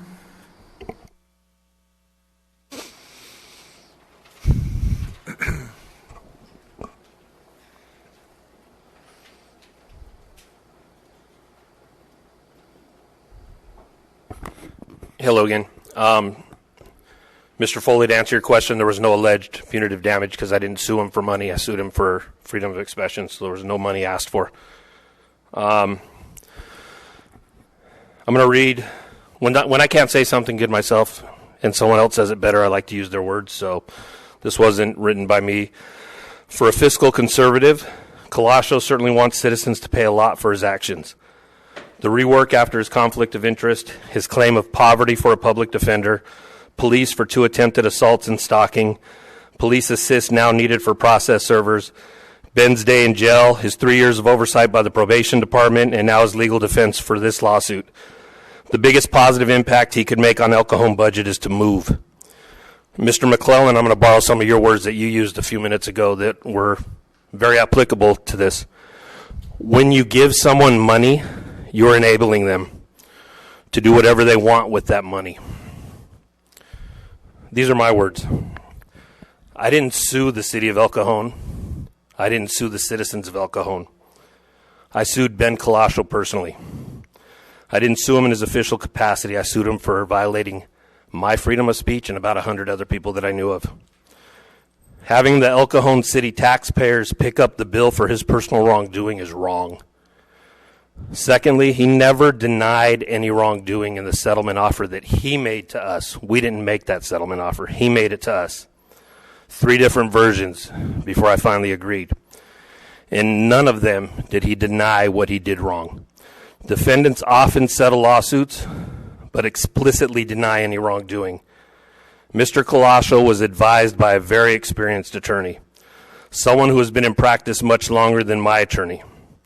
But Mr. Cajon signed the settlement without denying wrongdoing. Remember that when you talk about this. Third, Mr. Cajon really wants to renegotiate the settlement, which it's too late to do because the judges made it a formal court order. Mr. Cajon is trying to get you to cover the relatively small amount of legal fees that we gave him a discount on because the legal fees were more. But this wasn't about money for me. He had to pay my attorney. If the city were to pay anything, he'd then want the city to defend him in undoing the court order. He has been harassing my attorney for days trying to get a reprieve because compliance with the order is giving his critics, persons other than me because I haven't commented once since the settlement, a chance to tell him what they think. And he doesn't like what they're writing. And before you go to conversation and say that I made that up, the words harassing my attorney came from my attorney. He asked me to include that in this talk today. As soon as you all give him a penny, he's coming after you for a pound. Don't enable him. You know his history. You know all the lawsuits he's already lost. You know they're not going to be the last. I know they're not going to be the last because we're going to be serving him and his wife with some more for some other people. You enable him on this, he's coming after you for a pound, then he's coming after you for 5 pounds, then he's coming after you for 50 pounds. Thank you. Paul Cruz.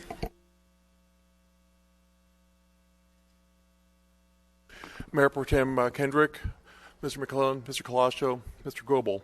I'm a contributing editor for East County Magazine. I've been doing this now for almost 10 years. I am not here to support or asking you to deny the agenda item. Honestly, I'm not very comfortable at all being here when I'm supposed to be here reporting the news than becoming a part of it. I have been a professional journalist for more decades than I want to admit. I have been accredited by the San Diego City Police Department, for which I was vetted for this lanyard, which I hold. I am not a PJ bedroom blogger. I'm here reporting the truth, no matter how ugly or bad it might be, just as Saudi Arabian journalist Khashoggi did before he was murdered. Mr. Cajon has attacked me and has attacked the publisher of East County Magazine in numerous times, the publisher being Mrs. Miriam Raftery. As it pertains to me, Mr. Cajon began his attack on me on November 4th, 2017, when he wrote, weirdo, wannabe reporter, Paul Cruz News with East County Magazine, which now under investigation, which we're not, begging me for interviews after I've declined. Then there was another Oh no, Paul Cruz News. Please don't get a handful of your social media followers against me. No one reads your junk, weirdo. On the 9th of March, he wrote, today, a wannabe reporter which goes by the name of Paul Cruz with bankrupt news outlet East County Magazine begged me for an interview. My response, you're an idiot, keep making me famous. Then as following, comment, when I become mayor of El Cajon, drastic changes will occur on day one in City Hall. I have also been the subject of Mr. Colossio's innuendos and direct threats, calling me a psychopath and a troll, causing people to actually go online and make death threats towards me. Just last week, although that Mrs. Colossio has tried to hide herself as a citizen, she has injected herself as a public entity and as a public citizen, and also engaged in calling me a psychopath and a troll last week. I would very much urge the City Council to remember the actual words of Mr. Colossio when considering the subject. Thank you very much. Chris Leeper.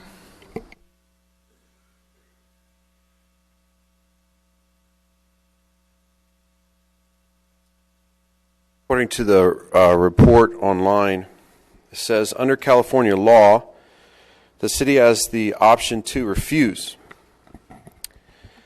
And one of the reasons is the employee acted or failed to act because of actual fraud, corruption, or actual malice.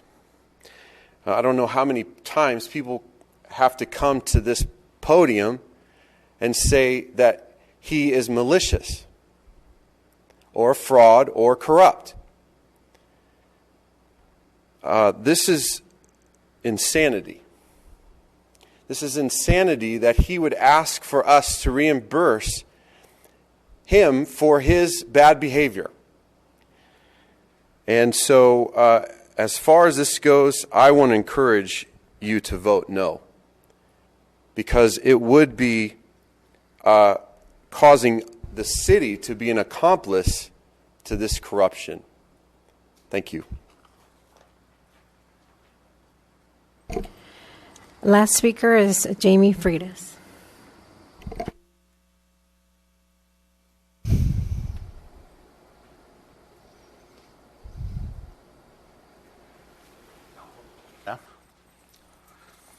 Today I was reading the agenda, which brought me here today.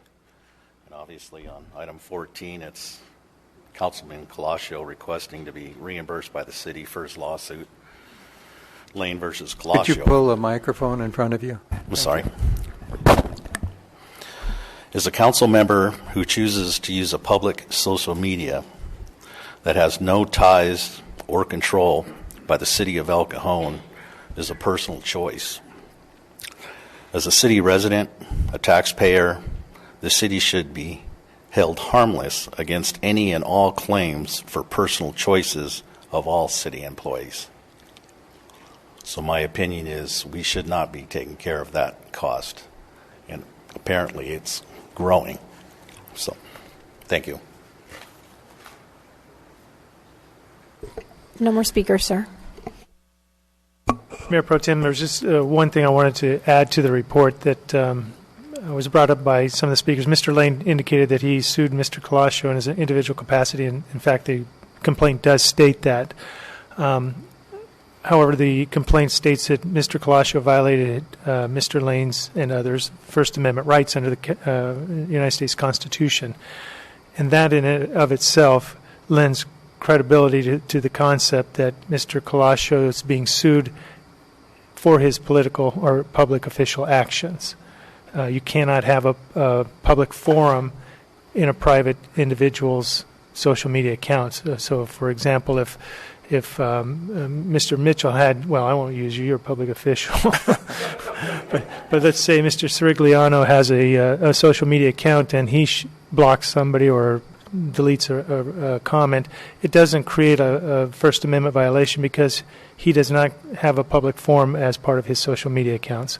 So there's a distinction there that Mr. Lane's lawsuit necessarily had to state in order to prove First Amendment violations, but unfortunately it leads to the conclusion, the logical conclusion, that there's an implication he was acting as a public official as opposed to acting as a private citizen.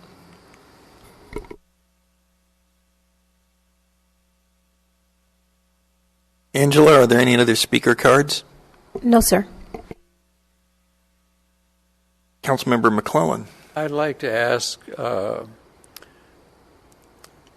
Morgan, so it doesn't matter, we can make up our mind either way.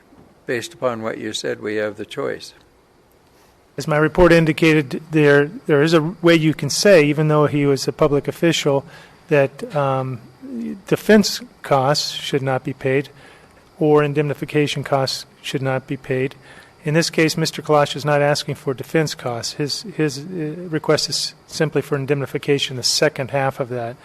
But in both instances, if he's a public official, the city would have to determine whether he committed actual fraud, actual malice, or corruption. And if that in fact occurred, then you could decline reimbursement. But if you can't make that finding of actual fraud, actual malice, or corruption, then you're obligated to make the payment. Well, wouldn't calling somebody names and removing their posts and everything be kind of a malice thing? That's for your determination. That's my recommendation.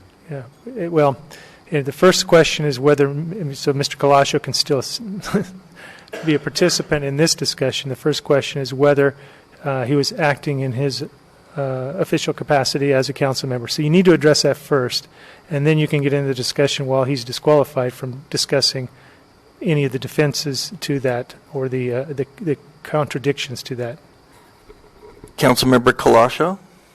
I guess I'll take this time right now to put it in plain terms for people watching. So this kind of case happened with President Trump, where he was accused of blocking somebody on Twitter, and a constituent then went on and sued him in federal court. And then because a U.S. citizen would be a constituent of President Trump, then that would mean that he was, in essence, blocking their First Amendment, the right of free speech and what have you. In this case, contrary to what a gentleman came here earlier and said that he served me papers because I was harassing a woman, I'm not sure. I don't want to make any judgments, but I don't think Mark Lane was a woman. I could be wrong. But I also want to point out a few factual inconsistencies with Mr. Lane's speaking. He said that the settlement did not mention any denial. Morgan, is the settlement in front of you? Yes, I have. Could you read the last line in number 1? It's on page 1 of the settlement, the joint motion for dismissal, lines 23 and 24. Defendant denies the allegations. Okay, so as you can see, Mark Lane is a prolific offender of the truth. But I wanted to break it down because most people don't know what this is about. And it's worth mentioning that Mark Lane is also suing the mayor of Escondido, the mayor of National City, Ron Morrison. And so, don't speak, it's not your turn. And also, Mark Lane's attorney, Mr. Corey Briggs, is also the same attorney that's suing the mayor of Escondido, Sam Abed, and the mayor of National City, and me.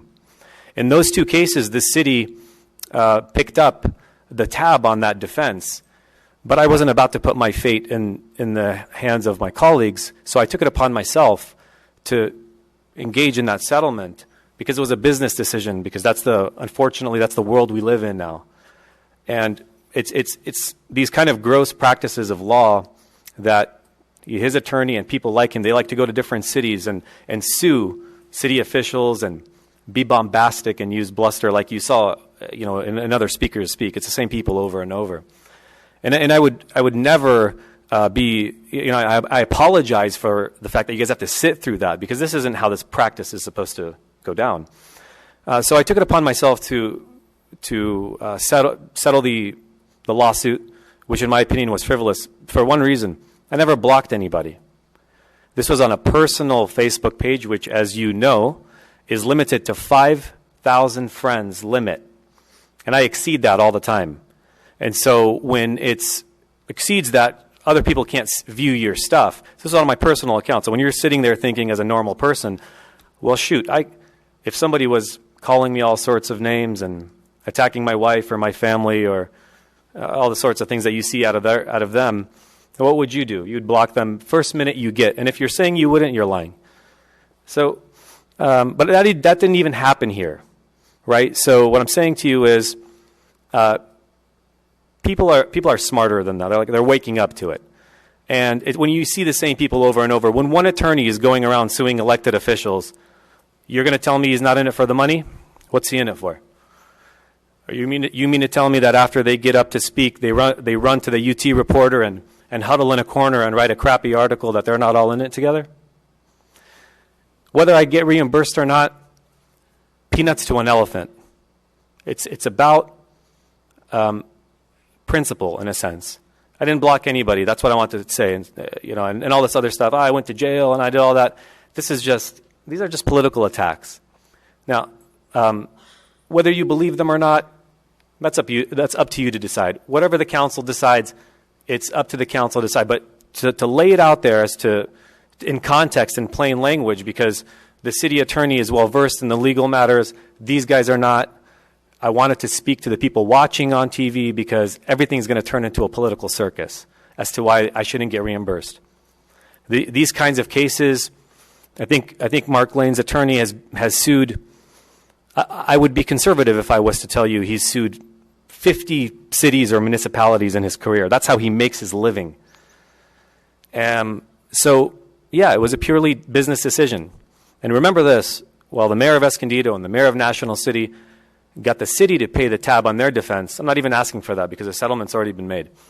Because it would be unfair for me to ask the city, even though it's my legal right as in being in the color of office. Because, as Morgan mentioned, you as an individual cannot be sued by blocking somebody's First Amendment right. It's only until you get up here or there that you become a target. And so just think of that. Today it's me. Tomorrow it might be you. And that guy could be standing there serving you papers. So you have to be cognitive about what's really being said and what's happening.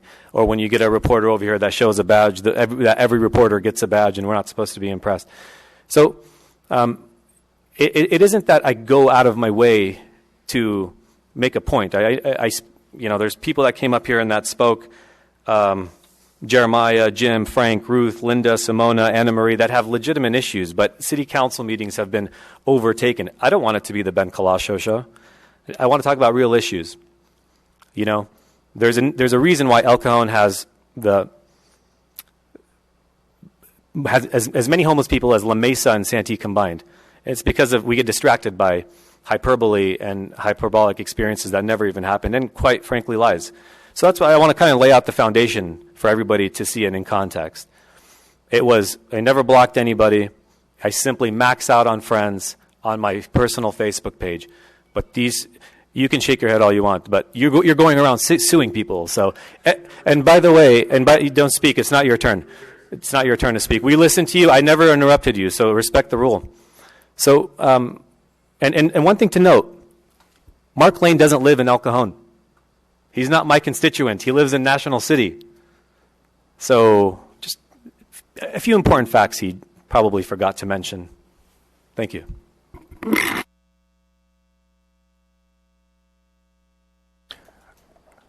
Are there any other comments from the council members? I think the first prong is we have to decide, did Ben act in a capacity as a public official? As much as it might pain me to do so, I believe it is. I believe his position in this case is a public official because even though it's a private account, he is a public official talking about public things. Whether you agree with his statements, whether you find them repulsive, disagreeable, it is his First Amendment right as well to speak that.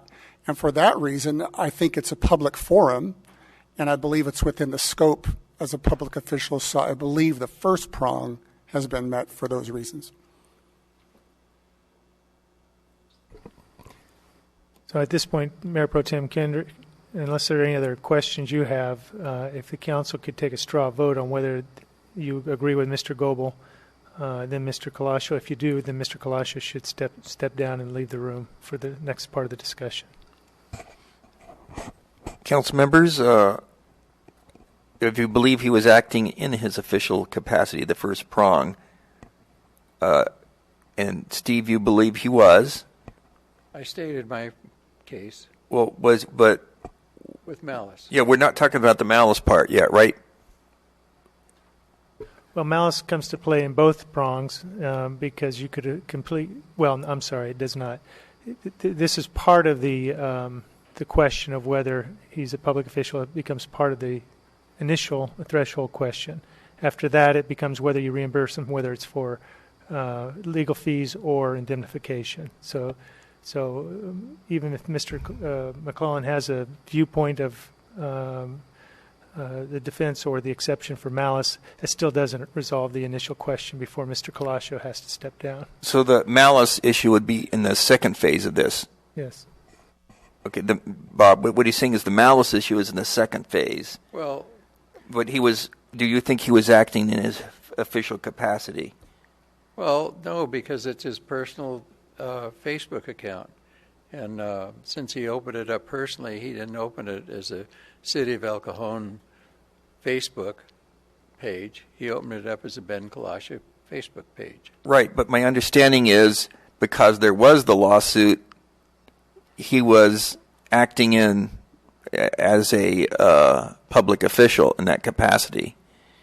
Yes, the nature of technology has changed so quickly, and we have faced the issue with public records requests of your own individual accounts, if you'll recall, having to do with public business.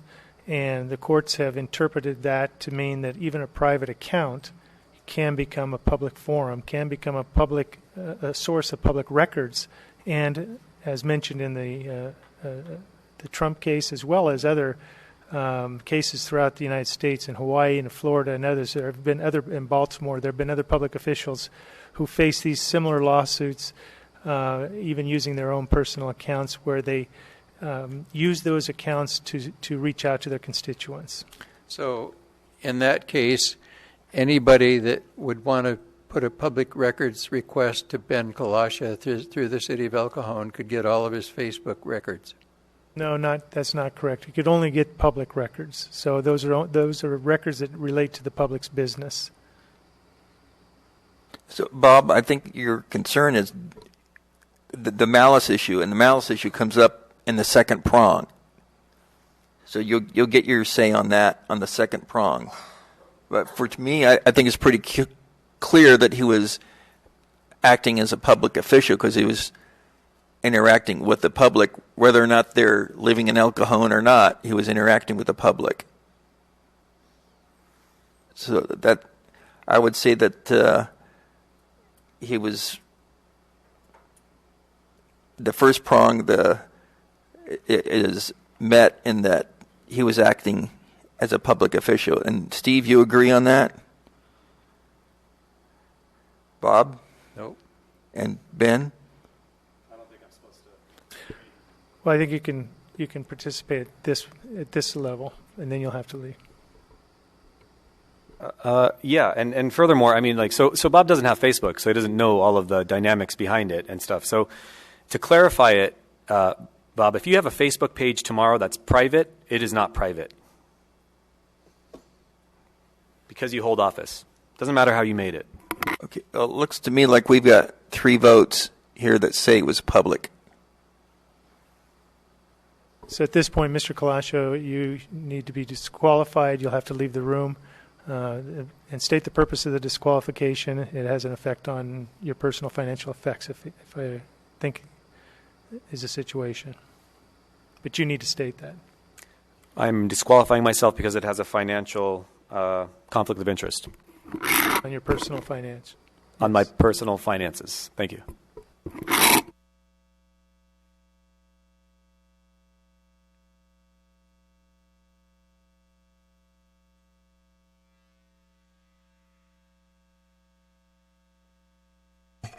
Okay, now we're at the stage where the council needs to determine whether you will agree to the indemnification or if you believe that there is an exception to the rule and that Mr. Kalasha should not be indemnified.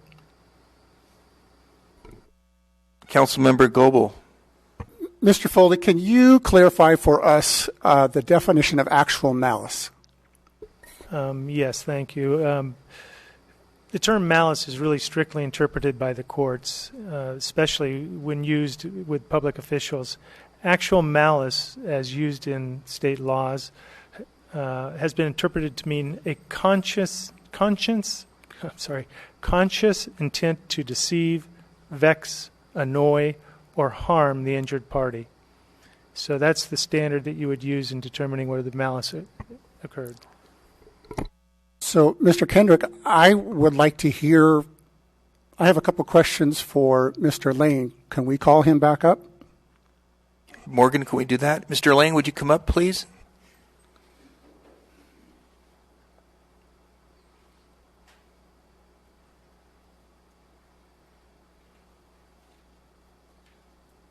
Good afternoon, Mr. Lane. Hello. So what I'm interested in, and the crux of this issue is, should the people of El Cajon reimburse Ben $1,500? And you sued him for why did you sue him? Can I clarify two things real quick? Number one, he stated I go around suing people. I've actually in my life never sued anybody. He's the first person I've ever sued. And secondly, the issue with the 5,000 friends has nothing to do with blocking people from being able to comment or not. If you have 5,000 friends, there's still a follow button and people can follow him. And if he makes it a public comment, people can comment. He knows that if he makes it a friends only comment, people can't. That's effectively blocking. And thirdly, he was wrong when he told Mr. McClellan that if you open a private Facebook account, it's not private. It's private until you start discussing public business. As long as you don't discuss public business, the account is still private. We don't have access to comment to you on your personal account, but the minute you talk public business, we do. Sorry for that. I just wanted to clarify that. So let's stay in a narrow path here. Mm-hmm. I'm aware of Mr. Kalasho's comments on his side. The question to me is, did he suppress or censor your ability to make comments? He suppressed my ability to even see his page. I couldn't see his page. And so part of the lawsuit included the screenshots. So if I tried to go to your page, I would be able to at least see your page and send you a friend request or whatever. I couldn't even see his page. I couldn't access his page at all. So yes, he did suppress my ability to do that. He also had several other people completely blocked on Twitter, on Instagram as well. So I actually have some experience in this matter because of what I do at work. And I manage people who manage social media and Facebook. So I'm aware of the details of how Facebook works. I'm aware that you can block somebody so that they cannot see your page. I'm aware that you can still comment on somebody's page if you can see it, even though you're not a friend. You can still make a public comment. Did you ever make comments that were deleted? Yeah, and he also practiced, and last year I talked about it several times in comment, where he would block me, then unblock me, go through and take screenshots, and then block me again. He would make a comment, I would make a comment, and then he would delete it. So yes, he did that, yes. Okay, thank you. All right. I'd like to call another person, if I could. Absolutely. Mr. Cruz, you spoke earlier, would you come to the microphone? Yes, Mr. Goebel. How do you feel that Mr. Well, let me ask a question for the city attorney first. Mr. City Attorney, am I allowed to consider people injured other than Mr. Lane because the settlement discusses other people? Yeah, I think the whole issue with the complaint was to challenge, to complain about a violation of Mr. Lane's First Amendment rights, but his First Amendment rights don't stop there. It's not just his that would be there. Now, the settlement agreement's only binding with Mr. Lane, nobody else. It can only be enforced by Mr. Lane if there's a breach of that agreement. But he couched the complaint in terms of the public's inability to exercise their First Amendment rights. So am I allowed to ask Mr. Cruz a similar line of questioning? Yes, you may. Okay. Mr. Cruz, do you feel Mr. Colascio suppressed or censored your ability to comment on social media? I know he has not, to my knowledge. I have actually, by the advice of my attorneys, to only make any statements that is an approval by my attorney. Okay, great. Thank you. Mr. Lieber or Mr. Freitas, do either one of you want to come up and speak and answer the question? It would be similar questioning. Do you want to come up? You have nothing to add. Okay. All right. Okay. I have some comments, but I guess I'll reserve those in case others have questions. I would like Eric to come up and explain to us what he did to her, and this was using his Facebook page. I think there was an Instagram account as opposed to, it's social media, but it's not the Facebook page. Hi. Yes, it was Instagram. So that wouldn't well, be social media. Yeah. What's the question? What he did, what he said to you, and what? Basically, I made one comment, which was the article that he shared wasn't very flattering for him. I said, this isn't an article to be proud of. And then he just started name-calling, kind of going back and forth. And if you look at the feed, I never insulted him. I never said anything really rude other than, you're a joke. This article doesn't really make you look good. You're my councilman. I'm embarrassed for El Cajon. I kind of made those kind of comments. And I told him he had fake followers on Instagram because he does. And then that's when he attacked my looks. He said I needed to get plastic surgery. He doesn't know how I go outside the house looking the way I do. He said I was stupid. He said I had a 5th grade education level. He said he doesn't work for me. I mean, it was long. He just kept going. It was like one comment after another.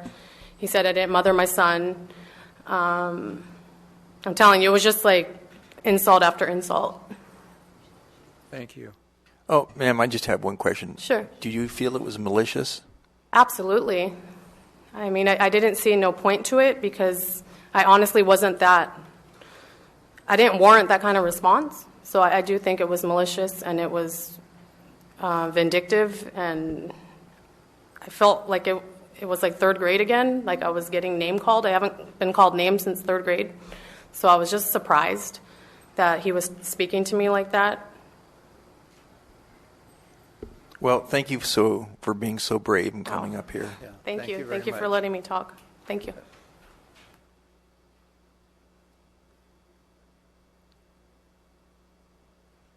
Any other questions or comments from the council?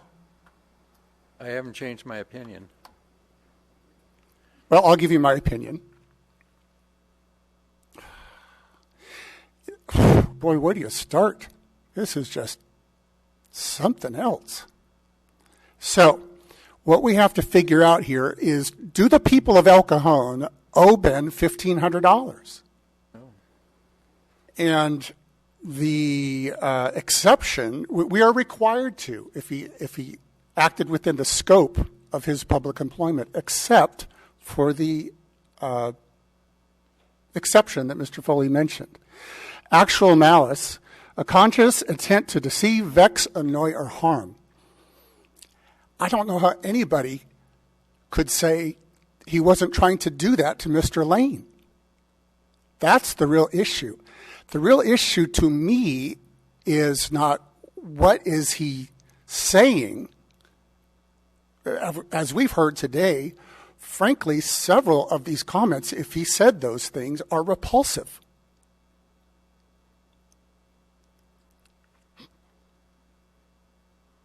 So you agree with me then? I think we've met the threshold of actual malice, and we should deny, the people of El Cajon should not pay Ben Kalasho $1,500. That's a motion. I'll second it. That is a motion. We have a motion and second. Please vote.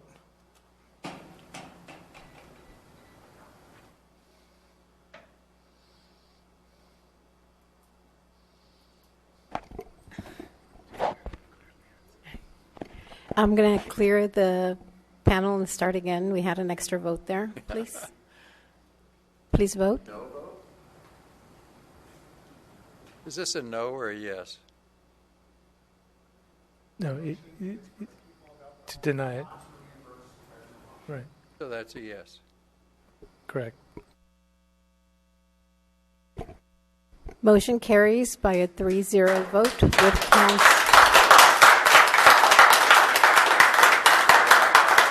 Council Member Kalasho disqualified.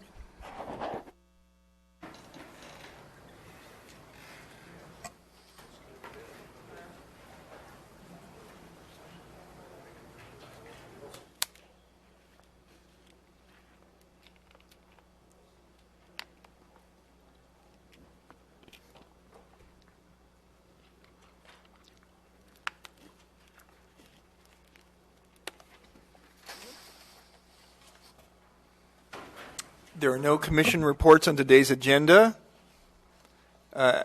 Legislative update.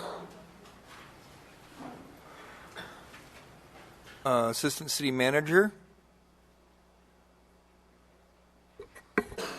Thank you, Mayor Pro Tem, members of council.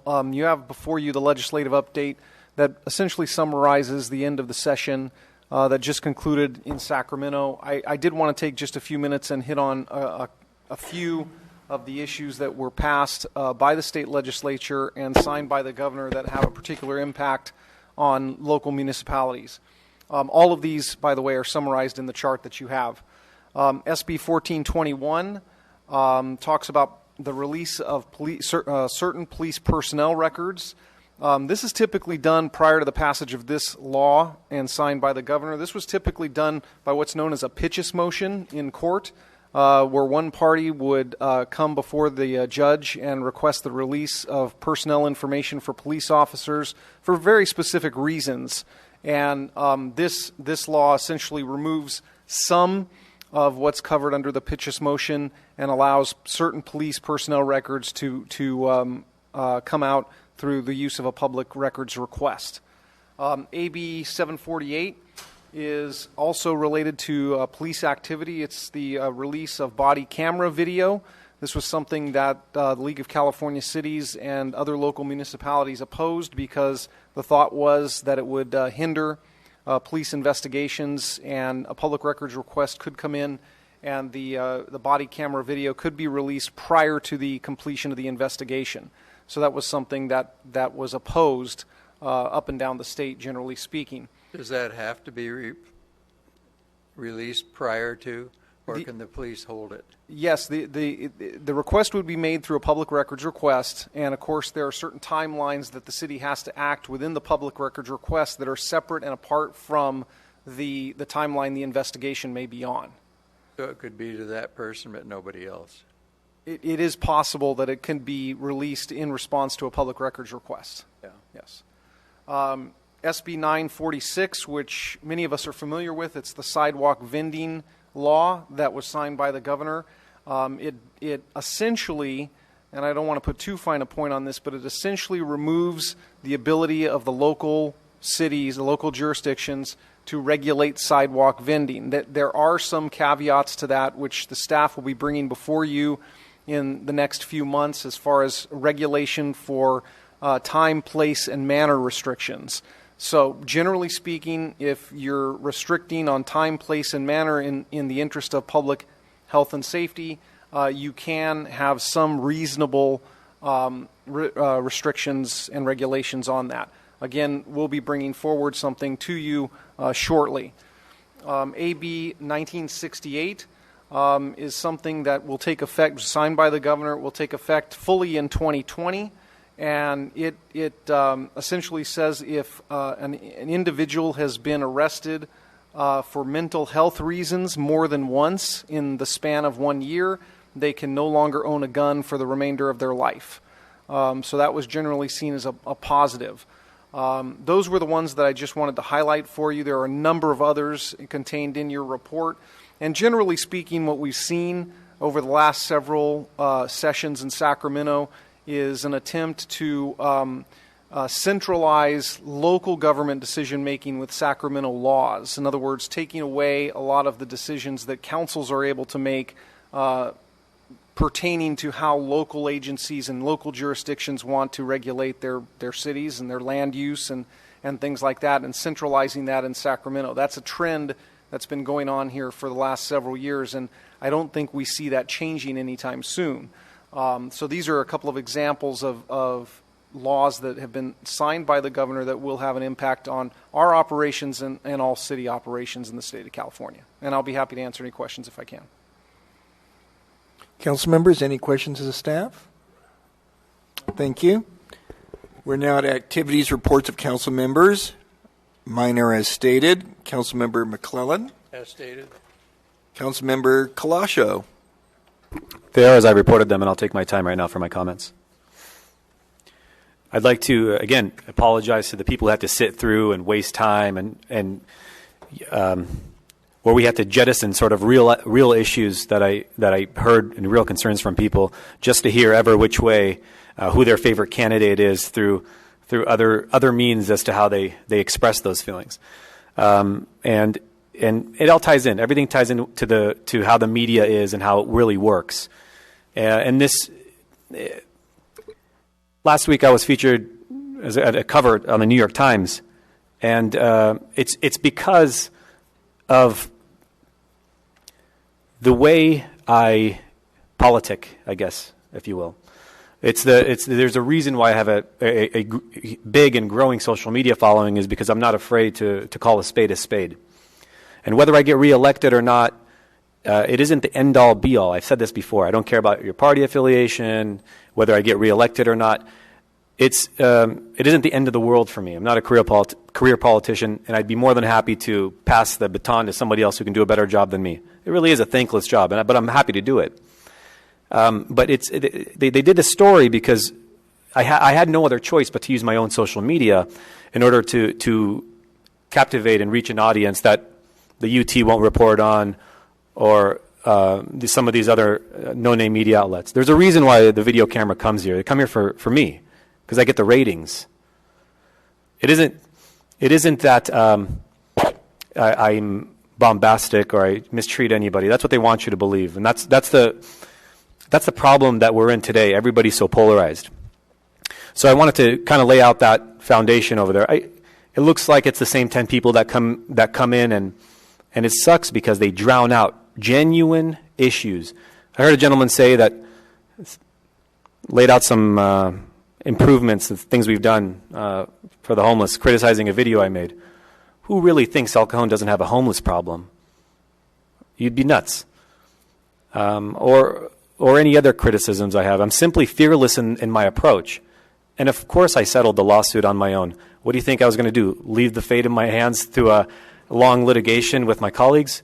No way. I know what needs to be done and what needs to be said, and I've had a blast being your councilman. No matter what happens at the election, my cell phone numbers are on all my signs. Call me; I'd be more than happy to help, just like I've helped many people. So it isn't all what it's made out to be, is what I'm telling you. I'm more than happy to do the job. I'll give it 200%. But politics and dirty smears and all these tactics is the reason why El Cajon looks like the way it is. Why you have 30-plus people live below the poverty line. There's a homeless problem. People flock in my area in Fletcher Hills and in Grossmont area to go shop in Santee. Nobody's going to deny that. Yet people applaud other people who are vandalizing my signs. What are you applauding? Graffiti? Making our city look like crap? If you don't like me, don't vote for me. Simple. And I don't subscribe to the Marxist or fascist ideology that come up here. I just don't do it. I mean, you heard the other guy speak and use profanity and be bombastic. Yeah, I don't want that guy voting for me. Never. I don't represent that guy. I'm not subscribed to that. Or any sort of manipulation of truth, like we don't have any homeless problems and we're doing such a great job. Yeah, that's why homeless people stand under the no panhandling sign, panhandling. Let's be real. You don't want to vote for me, it's totally fine. That's the beauty about this whole thing. So that's what I wanted to say for whoever's left and to the 50,000 people that are going to see this on my social media. Thank you. Councilmember Goebel. As reported. There are no joint council member reports and no general information items for discussion. We have no first reading of ordinances. Item 21 is a second reading and adoption for the Emerald Zone reclassification. We'll ask the city clerk to read the title, but first, Angela, are there any speaker cards for this item? Mayor Pro Tem, that item was pulled and it's been continued. Okay, next one.